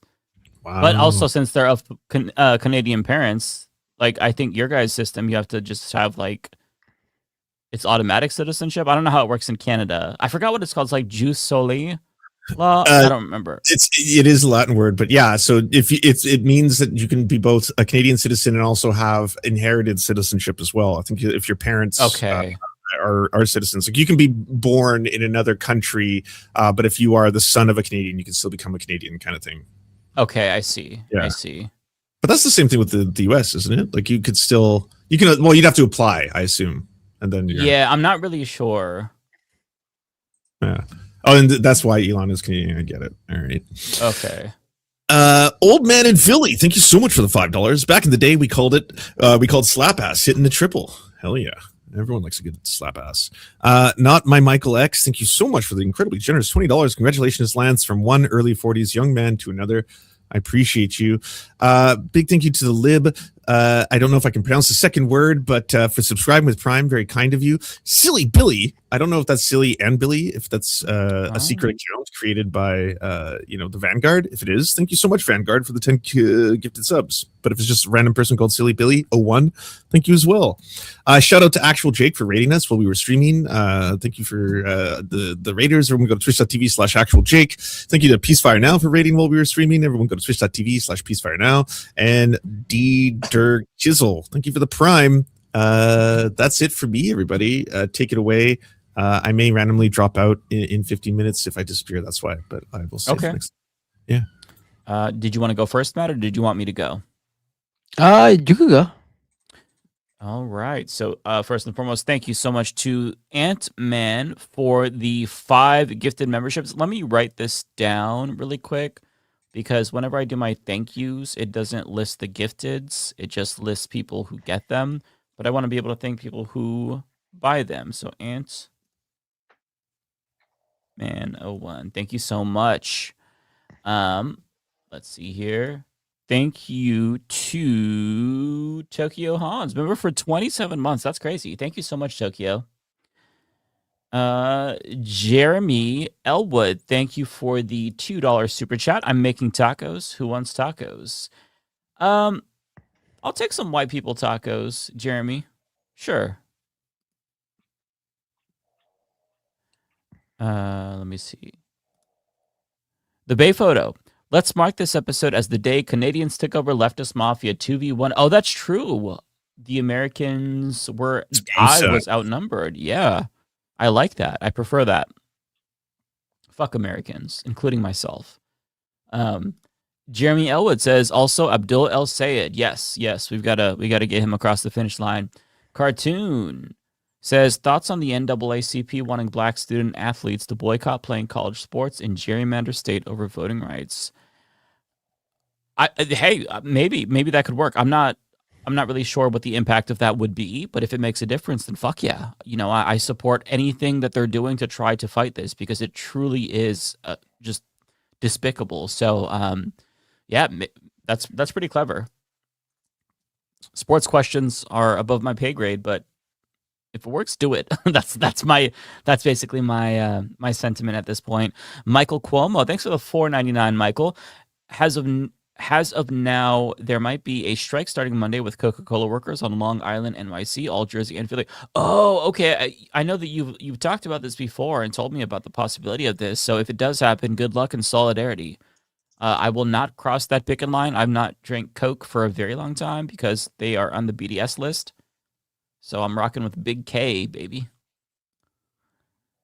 Cartoon. Did you hear of Boots Riley new film? I Love Boosters. I have heard of this. I really want to see this, actually. I love Boots Riley, and the trailer looks awesome. And I love the how colorful it looks. All the like the wardrobe and like I don't know the scene of I think it was Keke Palmer just walking out like stuffed to the brim with shit. I fucking love it. And apparently there is a little scene where they explain dialectical materialism. So I'm obviously like that's. The movie was made for me, so I will see it as soon as I can. I don't know if I'll get to see it in theaters, but I'm going to try to.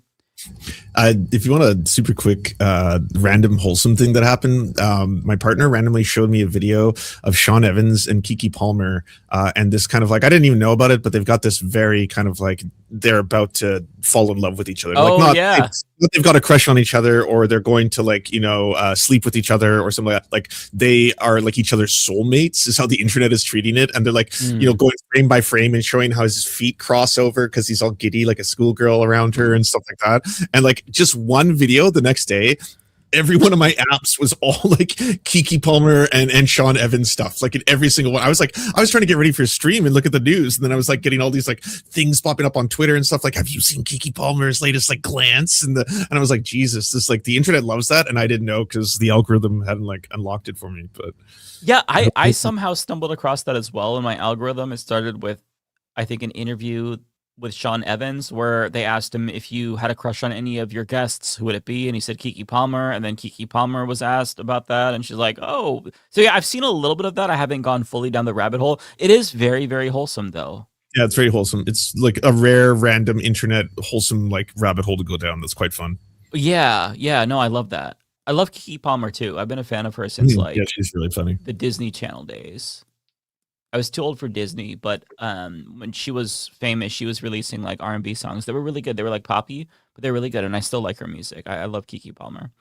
Robe Life Network, thank you for the $5. Trying to understand Dave's logic. He spent years avoiding Sam Cedar, but will go on a show with experienced debaters that talk twice as fast as Sam. Yeah, I didn't think about that. That's a really great point. I wonder if now he would consider debating Sam Cedar. He's never really been a debate person, although maybe him going on Piers Morgan has given him some confidence. I'm not really sure, honestly. It just doesn't make sense to me. I cannot fathom why he would do this to himself. It seems like self-harm almost. Do you not feel like one of the reasons why all the right are so scared of Sam Cedar is not because Sam Cedar's actually terrifying or has a toxic community or comes after you? It's because like he's patient enough to let you speak so that he can explain like and educate you in very plain English how things like Social Security works. Like it's not even like a scary kind of like, oh man, he's going to like uncover some truths about me or manipulate me with his axioms grounded too tightly or something. It's like he's gonna actually know what he's talking about. I think that's like the scariest thing about Sam. Like he really knows what he's talking about. It's not just talking points. He can actually dismantle their arguments because he actually knows what the fuck he's talking about, which is very important if you are a political commentator. Thank you so much to Fritza for being a member for 18 months. That is incredible. Cartoon asks, have you heard of Anthony Gramuglia? You should have him on. I have not heard of Anthony Gramuglia. I will try to remember to look into him. Thanks to Jeremy, membership for almost a year. Appreciate that, Jeremy. Did I call you Germany at first? I don't know if I called you Germany. If I did, I apologize. But it was on my heart. Yeah, I was thinking Germany, and I think I either almost called you it or I did. Either way, I'm sorry for that. Let me see. The next one here is the Bay Photo, who says Dave Rubin, being the Jim Cramer of political commentary, may be just the most accurate comparison you've ever made. Yeah. I mean, I don't know what else to say. Jeremy Elwood says Prager got paralyzed by choking on his own words. Also, Jeremy Elwood says, great commie baby. Good job, Lance. Well, his baby could be an anarchist. We'll never know until we know. That's true. They already win because they're a Canadian, so automatically likable. Alien, thank you for the 5 Canadian. I'm disabled, and by experience, metal shows are super safe. Oh, that's cool. Good to know. It's good to get that perspective from somebody who's actually disabled and been to them. Metal is not my wheelhouse, so I could never speak to that. Jeremy says Serg of Sod is doing a drop with Morello.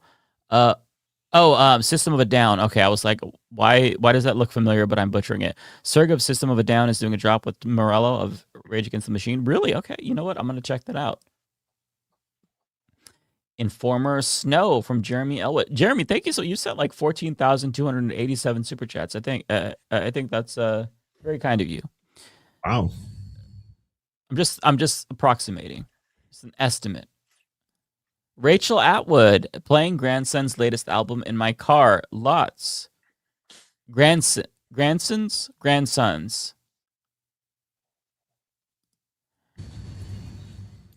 Corey, did you see the White House Harambe tweet? I did see it. I didn't read it. I just saw that they were mentioning Harambe. I didn't read the context. I just noticed it and thought, wow, is it 2012 or 2011? Very weird to bring that up. Cosmic Dragon says, have you followed the Bricks and Minifigs Lego drama? Yes. That is fucking wild. Charlie Moist Critical has some great videos. What is Such it? great microcosm of the capitalistic rot. Okay, so there is a YouTuber named Reckless Ben, and he has a video called I Tracked Down This $200,000 Lego Thief. This is by far and away, it's not just a YouTube video, it is the greatest documentary I've ever seen in my entire life. Think Nathan For You, but Nathan For You goes completely off the fucking rails. So long story short, this guy, he tries to sell his father's Lego collection. It's worth around $200,000 because his father falls ill and he needs the money for medical bills and whatnot and what have you. So he takes all of the Lego to this shop called Bricks and Minifigs. It's a franchise. It's a third-party Lego retailer.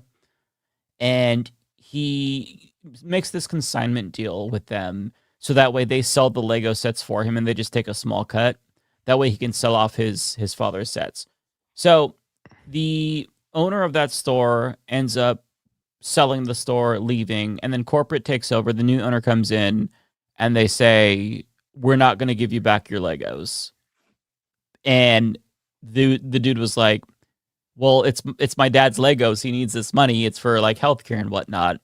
And the way he described it is the new owner of the store, with like the awareness of corporate, was like, listen, you can go ahead and do this. He crossed his arms like, you can go ahead and do this. I'm going to drag this out as long as I can. It's going to cost you thousands and thousands of dollars. And so basically he's like, well, fuck, this is terrible. He gives up.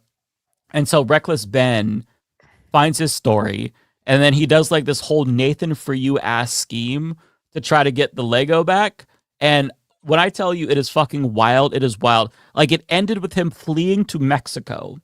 So, and I like to get there, the shit is crazy. So I'm gonna like, there's so many elements to it. I don't want to tell the whole story, but he comes up with all these schemes to try to get the dude to give back the Lego. Eventually he gets in contact with the Lego. He like, they try to pull out an employee to get the information from him, and they try to brainwash the employee, and it worked. So he, like, not fully brainwashed, but they get the owner's info. They call the owner. They harass the owner so much that the owner's like, okay, I'll give him back the Lego. And then that never happens. But yet they got all this evidence of him saying, yeah, I didn't want to screw the guy over. I feel bad. I'll give him back his Lego. They go to the fucking CEO of Bricks and Minifigs, and they're like, nope, can't do shit about it. Like, it's just so wild. And finally what they do is, because they can't afford a lawsuit, they break it down. They do a sale with the guy whose Legos were stolen. Lego were stolen. That's the plural. Sorry. And they're like, what if we all do a small claims? We do 10 different small claims, and then we fucking sue them that way individually. And it ended up working. They won because they never appeared in court. And so what they do then is they shut down the fucking Lego store so they don't have to pay them what they are now owed. And so that's like the first part of the video where it looks like they won. They outsmarted them. The cops were like called on them multiple times. There's so, like, again, there's so much to it. But the second part, which I haven't seen yet, apparently he gets swatted and then ends up uncovering this entire conspiracy between the cops and Mormons. And he doesn't have valid proof of that, but there's links between the cops and Mormons, because the headquarters for Bricks and Minifigs is in Utah, and there's evidence that they were colluding with each other over this fucking set. There's a warrant out for his arrest, so he had to flee to Mexico, and now it's a giant scandal, and they are doubling down. They're saying we did nothing wrong because the video went viral. I'm barely scratching the fucking surface. And the things these guys did were so clever. So like he got the manager of the store, who kept kicking him out, to sign a contract saying anytime she calls the cops on him, they owe him $5,000. So they like had somebody come in and pretend to be an influencer, come in to pretend to be a delivery driver. I can't even describe the fucking, like, let me just say, best documentary I've ever seen. The person who put this together, Reckless Ben, is a fucking genius. It's like Nathan for you times 10. You just have to watch it. The whole thing is an hour and a half. I was like, let me just see 5 minutes I was fucking locked in immediately. It is insane, and I cannot do this justice. I'm only giving you a portion of it. Everybody needs to watch this fucking shit. I swear to God. It's called Reckless Ben. Watch it.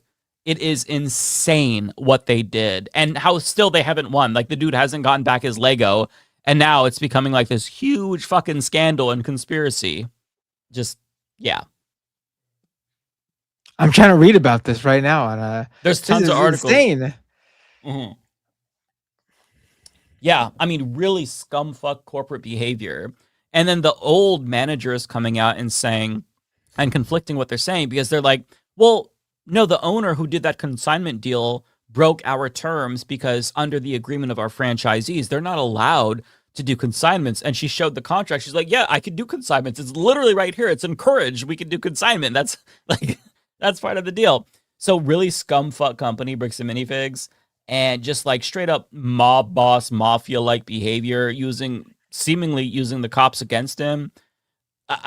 Again, you have, like, they even confront the cops and like have a law book for the cops and like out debate the cops and shit, because they set up all these weird gambling schemes. Okay, now it's a criminal. We'll auction off the lake. Just watch it. I'm not even doing it justice. You just have to fucking watch it. It was a store in Oregon too, by the way, in Salem Keizer, Oregon. The store shut down, to my knowledge.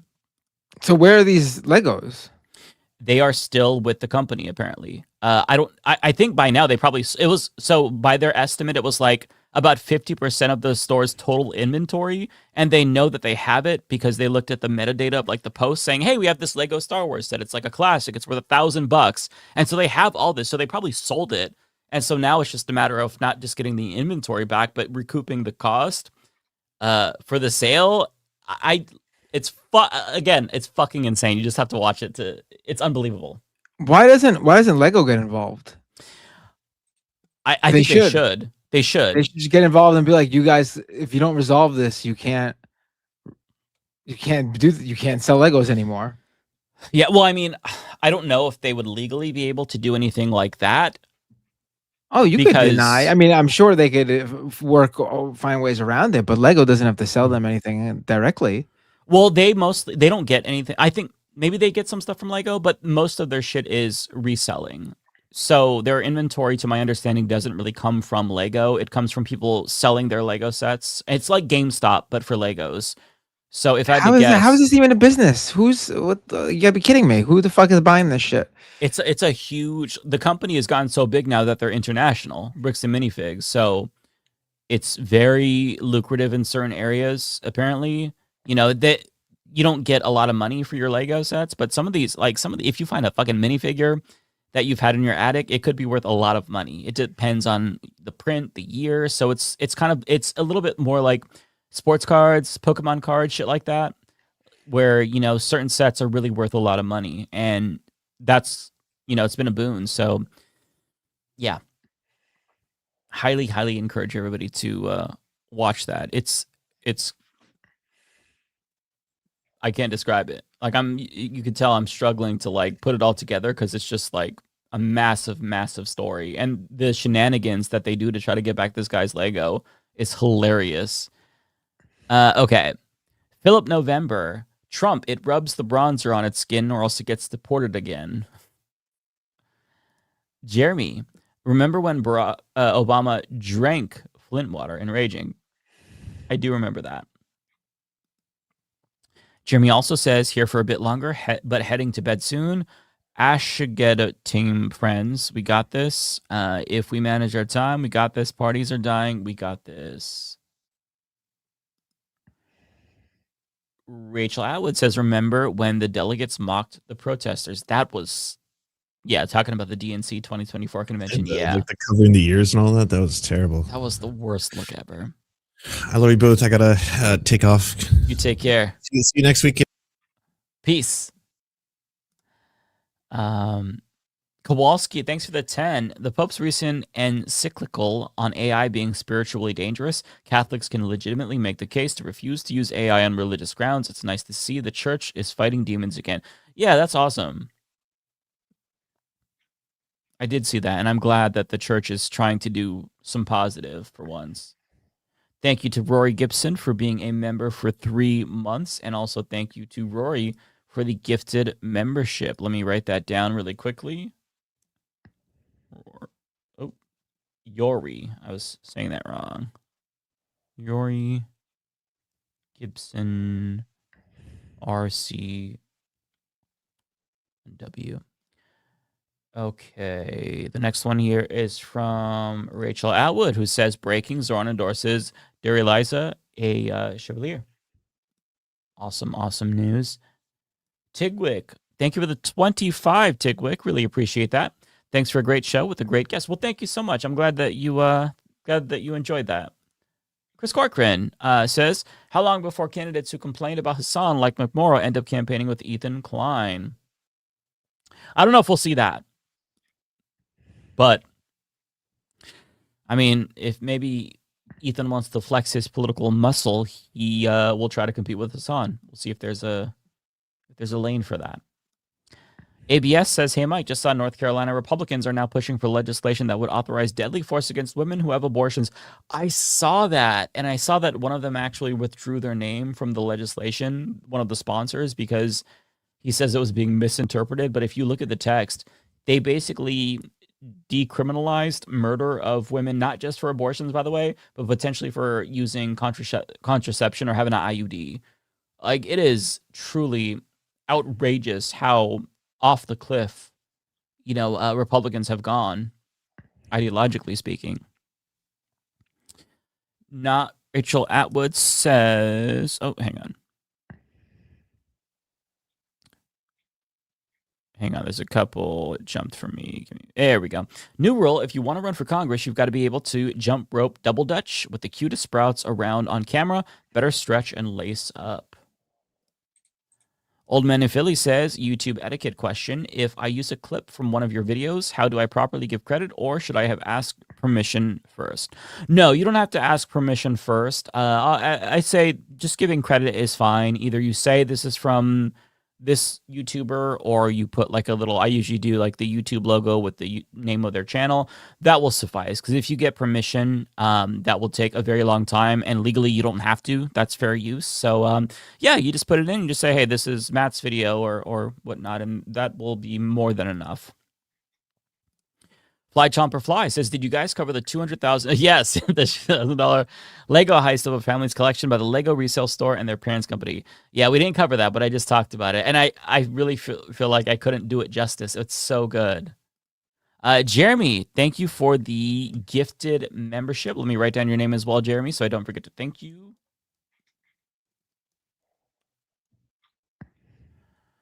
Okay. Jeremy Elwood says, I don't make white people tacos. LOL. Okay. You have an abuela helping. Just, like, look, white people tacos are fine. There's a time and a place for that. If you're lazy, but you want some real tacos, you've got to get it from an authentic place. That's always the best. Rachel Atwood says, overall, I like David Hogg, but have questions about leaders we deserve, particularly how they seem to prioritize candidates who can self-finance lots. I think that's a good question to ask. Yeah, they endorsed Christian Menefin over Al Green, which was a terrible decision because this guy is backed by the crypto industry. And I don't know if he takes AIPAC money, but AIPAC congratulated him when he won, which is a very, very big red flag. And it's Al Green. I feel like that's kind of just, it's Al Green. How can you not endorse Al Green? I get that people think that he's too old, but I don't give a shit. If he has the right policies, then he should be there. There are some people that are too obsessed with the age thing. The age, I don't like that. Age is only an issue if their politics don't reflect. Well, age is an issue, obviously, if the person can no longer, do their job health-wise, regardless of their politics. But that's not an issue with someone like Al Green that we know of, or Bernie Sanders that we know of. They've been out there. Al Green's not some like super lefty guy. Anyway, he's like a progressive Democrat. He's just very outspoken against Trump, willing to put himself out there. It should be everything. Like, he should be like what, like the Democrat, like he should be the guy that these anti-Trump Democrats who think Bernie is just a little too far left. Al Green should be the perfect guy, and I could get behind someone like an Al Green. He would totally. He's someone you could ally with easily. I would vote for Al Green if there wasn't a more progressive candidate in a race. Easily, he'd be my number one choice, age or otherwise. Yeah, but there's some people who are so hung up over this age thing that they're willing to vote for someone who's less progressive if they're younger, and it's ridiculous. Yeah, he's very clearly of sound body and mind. There's no signs of dementia, and he's effective. He is effective. He's one of the few people who want to stand up and confront Trump directly, and it really is heartbreaking to know that, like, we're gonna lose Al Green. Like, he probably wasn't gonna be in there much longer. I'm sure he would have retired, but like every extra year is great because he's really a great fighter. So yeah, I was disappointed to see that outcome. Rachel Atwood also says, check out Jordan Benjamin. You won't regret it. Okay, I will try to remember to do that. Fly Chomper Fly says, great analysis by lawyer on YouTube. Lawful masses. Okay, thank you for the recommendation, Fly. Jeremy Elwood says, Lego can't get involved if it's resale. Also, Mike, fuck GameStop. I might lose my job saying that, but fuck GameStop, same reasons. Yeah, GameStop is very similar to Bricks and Minifigs, from my understanding. I haven't been to a Bricks and Minifigs. Well, we have a bunch GameStop of them still sells the new sells new games too. I mean, they're getting them straight. Yeah. The distributor, the companies that distribute. Mhm. I mean, can they still get the games if those distribution avenues are cut off? Yes, but will they cost more money likely, and they'll make less profit when they sell these new games? Yes. So I think that's a perfect sort of punishment for any sort of third party reseller or sales. Like they're. I mean, stories like that honestly like reflect badly on the brand that those third parties are selling too, quite honestly. Yeah. Yeah. Yeah, so it wasn't just the guy who had a conversation with the new manager who's like, "Yeah, we're gonna drag this shit out." The old owner she wanted to sue because they fucked her over as well when they took over the store. And the corporate executive, she has him on the phone saying the same thing. He's like, "Yeah, this is gonna go really bad for you." And I know that sounds like a threat, and it kind of is. And they just shared their video, and they have a GoFundMe. So yeah, I don't know. I don't think they have any deals with Lego. I have no idea, but they probably have the same retailer, connections that like Costco would have. But Bricks and Minifigs also does third-party Lego stuff. Like they sell from Bricker Builds. It's just another company that sells instructions for Lego sets that isn't directly associated with Lego. They sell some third-party bricks. I don't know if they sell Lumi bricks, but like that's one of the examples. So I don't know that Lego has much that they can do, but I know that Lego is hypersensitive about their brand, and you could tell that Bricks and Minifigs is like torching their reputation when they were kind of beloved by the Lego community. I mean, some of them, they get bad reputations because they don't offer fair trade value, or they kind of like don't tell people who don't know any better that the collection they have is actually worth quite a bit. Like you have this minifigure that's like really obscure, it's worth $3,000. But I mean, that's gonna happen. This is genuinely a scandal, straight up to corporate. I don't even know why they're doing this. You said they're like a $100 million company. Why do they? Yeah. They have dozens of stores. I think they're setting up a store in Spain, so they're actually growing because Lego is growing in popularity. And yeah, all over $200,000. They just refuse under any circumstances to give it back, and they're sending out memos to their stores now saying, yeah, this is going to blow over in like 3 to 7 days. We looked at the studies, and yeah, in 3 to 7 days, it'll be the most insane. Then it'll die down, and then within 3 to 6 months, the internet will lose interest. They genuinely think they're going to be able to weather the storm when they've been caught red-handed. It's so crazy. And, they're saying, oh, it's just out of context clips. But the guys who posted the video, they have the entire contracts and the entire list of inventory that Bricks and Minifigs gave them. Like, these are all the sets. This is the value. And so they just it's just straight up corporate malfeasance. They just straight up stole from somebody because they have wealth, and the person they stole from doesn't have the means to sue them. They tried and they couldn't do it. And then the manager who's suing them, or the owner who is suing them, who was fucked over by them too, has to do a GoFundMe because it is it's very easy for them to drag this shit out, and they know it. So they're using all the money that they have and corporate clout that they have to fuck over, the little guy. And it's so shameless. And I have one more super chat, I think. Yeah, one more. So from Fargon, who says, funny question from Mike, but do you snore? And if so, how loud? Do you also talk in your sleep and sleepwalk? You'd be a laugh right if you did all three. So I never thought that I snore, but according to my husband, I actually do. And that actually was a little bit shocking to me. I don't think I snore a lot, but I do snore. In terms of talking in my sleep, yes, I do.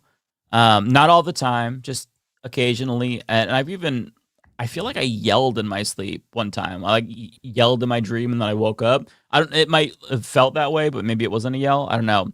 But yeah, I'm an active sleeper. I dream a lot. I'm on SSRI, so it kind of fucks with your head and makes you dream some crazy shit. And that's me. So yeah. All right. So that's all that I got, Matt. I'll pull up yours though. All right, let's see.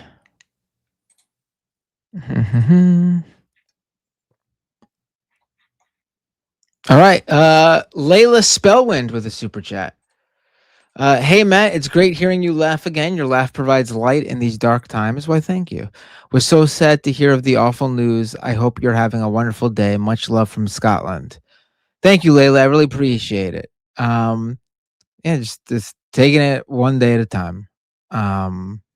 Tokyo Hans with 5 gift memberships. Thank you so much, Tokyo Hans. Really appreciate it.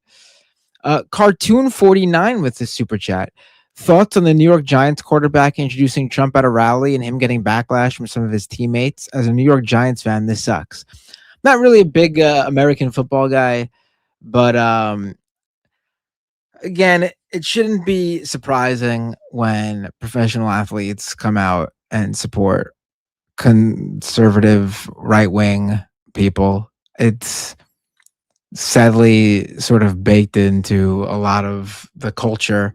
But to do so on a New York team and you're this like unproven rookie seems pretty dumb. And good for his teammates for speaking out. I saw his teammates were getting shit. And it's like from like Trump supporters. And it's like, why is Jackson Dart or whatever the fuck his name is? Why is he allowed to share his political opinions, but his teammates can't share theirs? Mm-hmm. It's just fucking stupid. Let's go to the next. Tokyo Hans with a super chat. Dave Rubin, 2026 will be the coldest summer in history. Trump will release the entire Epstein files tomorrow. Dogs will start meowing due to woke. Let's see.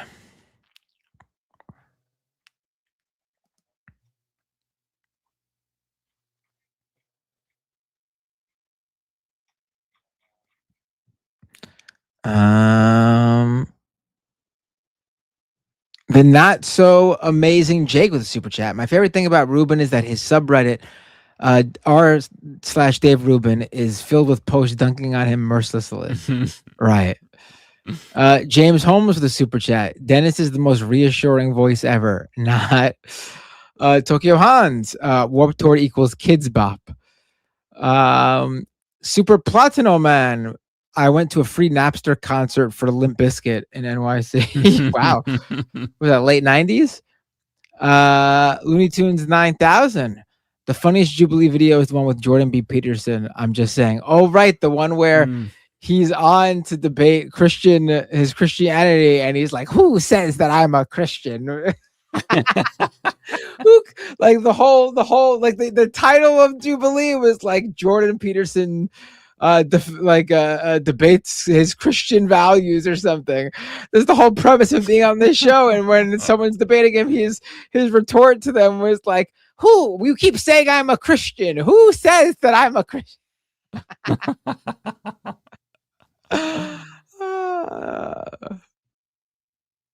Tokyo Hans. I won't trust Ashley St. Clair until she confirms the alleged botched PP. How crooked is it, Ashley? Oh. Is like a Cheeto with a nub in the middle, but that's Trump, right? How would she know Trump? No, Elon Musk apparently has a botched penis too. Oh, I wouldn't be surprised. Their rumor anyway is that he tried to have penis enlargement surgery and it fucked up his dick. I don't know how true that is, but I mean, all these guys have something going on for them to be how they are. Yeah, exactly. Tigwick plays games with a $25 super chat. Hope you and the family are doing all right, Matt. Much love. Thank you so much, Tigwick. I appreciate it. Just tired, honestly. Just very tired. And, and just the emotional dealing with everything makes you even more tired. So I'm constantly exhausted. Mm-hmm. Kowalski with a $10 super chat. Matt, be honest. Can you recall anything I said on a Majority Report? Or was it all just a blur of subpar agricultural news? I feel like I may have explained the situation poorly and want to work on my communication skills. Honestly, Kowalski, I can't give you an honest take on on whether it is or isn't that, because I'm just so exhausted. I just can't recall what you said. It might not even have anything to do with you. Oh yeah, Kowalski. Now that I don't want to forget, check your Twitter DMs.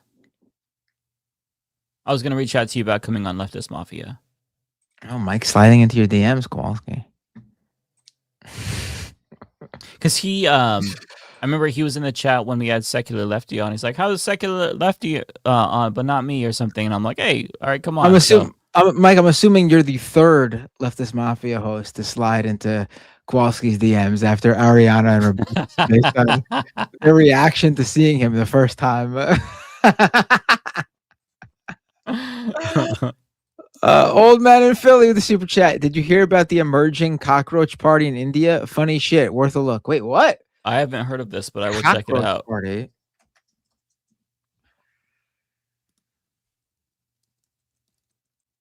I don't get what this is. He's a man turning a cockroach into a Gen Z movement in India. I'll have to do some research into it, but it looks bugging the BJP. Over on Twitch, let's see. I got a couple more in after. Oh, Looney Tunes 9000 resubscribed for 17 months at tier 1. Subscriber for 29 months. I know Lance is having a kid soon, but we must do this impersonation contest before he takes off in August. What impersonation contest again? I'm so stupid. I don't know, actually. Silly Billy 01 gave out 10 community gift subs. Thank you so much. All right, and then back to you, Mike. All right, so we got some more that came in. Rolando Capilleja says, regarding Harambe, Nintendo revealed yesterday that DK64 will be added to NSO. The announcement coincides with the 10-year anniversary of his death. Oh, okay, I didn't know that. I think that's just a coincidence. I can't imagine Nintendo doing anything like that purposefully. Yeah, I'd agree with that. Yeah, I'm excited about that. I really like DK64. It's super, it's a collectathon. I actually played it a couple of years ago. I did a video essay on it. I don't even know. I don't have access to that channel that I did the video essay on. I'll have to re-upload it on my second channel at some point. I like Donkey Kong 64. Action FN Jackson says, is Sam Cedar and TMR being greedy, taking money from Plod AI, especially after they shit on TYT for Polymarket? I don't even know what Plod AI is, and I didn't know that they were taking a. Wait, what happened? I don't even know what.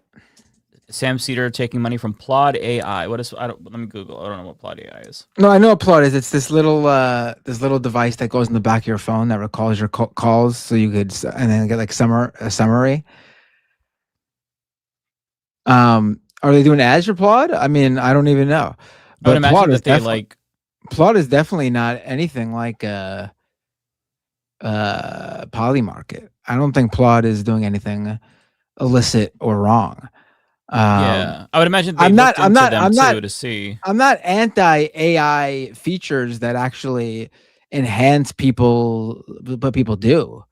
I'm against AI and the push to like AI everything and replace people with AI.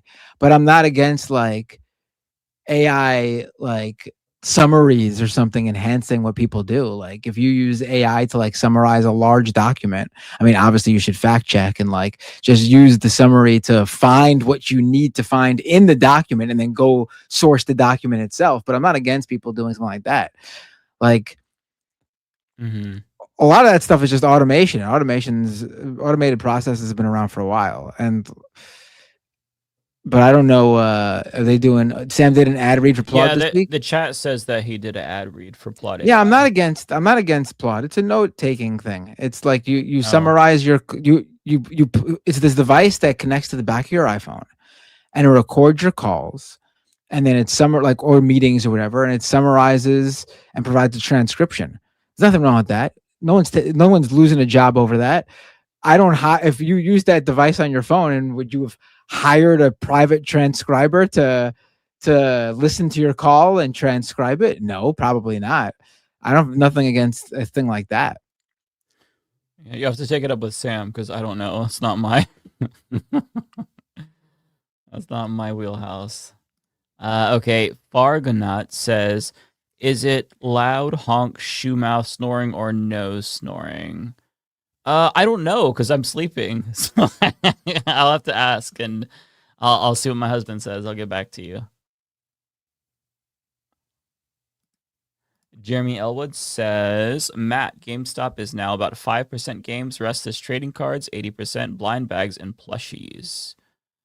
Yeah, no, I've been to GameStop recently. Last time I went, there was mostly just Funko Pops.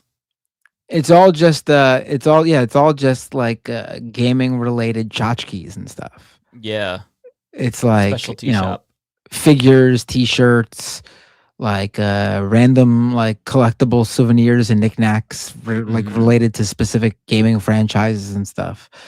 I mean, what are they supposed to do? A lot of people don't buy physical games anymore. Mm-hmm. I mean, it makes sense And honestly, that they pivoted. Honestly, while I like having the physical games because you never know what happens to companies when what could happen to your downloaded games when you if a company was to go under or something, or they get or bought just out. change. Yeah, but at the same time, like you could also lose the physical copy of a game, and you can't lose the download. It's just right there in your gaming library. So there's definitely pluses and minuses. I don't own many games. The video game I play mostly is, aside from like random like casual games on my phone, is Fortnite, and you can't buy it; it's free and just downloadable. And most of the games my son plays on Xbox are on Game Pass, and it's so much simpler just to pay for Game Pass and just let him play whatever instead of having to buy the individual games. Yeah, I still very much prefer physical. I still have my physical collection from when I was a kid for video games, so I really like it. Ducky says can't resell a download, and that's definitely true if you're someone who usually sells your games when you're done with them. But as someone who has never sold a game I bought in my life, it doesn't really matter. Like I would never, I've never sold a game before. I would keep them. Okay, we have $20 super chat from Chemical Dragon. Thank you so much, Chemical Dragon. That's really kind of you. With the changes to Bill C-3 around relative Canadian citizenship, I have a grandparent of Canadian descent and apply it and have a consultation with a Canadian immigration attorney. Would love to become a Canadian citizen. That's fucking amazing. Well, good luck. That would be awesome for you. I would love that if I had the opportunity. I don't have anybody related to me in Canada. Maybe I'll have David Dole adopt me or Lance adopt me, and I could say that I'm their son. We'll see. But congratulations. I hope that it works out for you. Good luck, I should say. And I'll congratulate you later.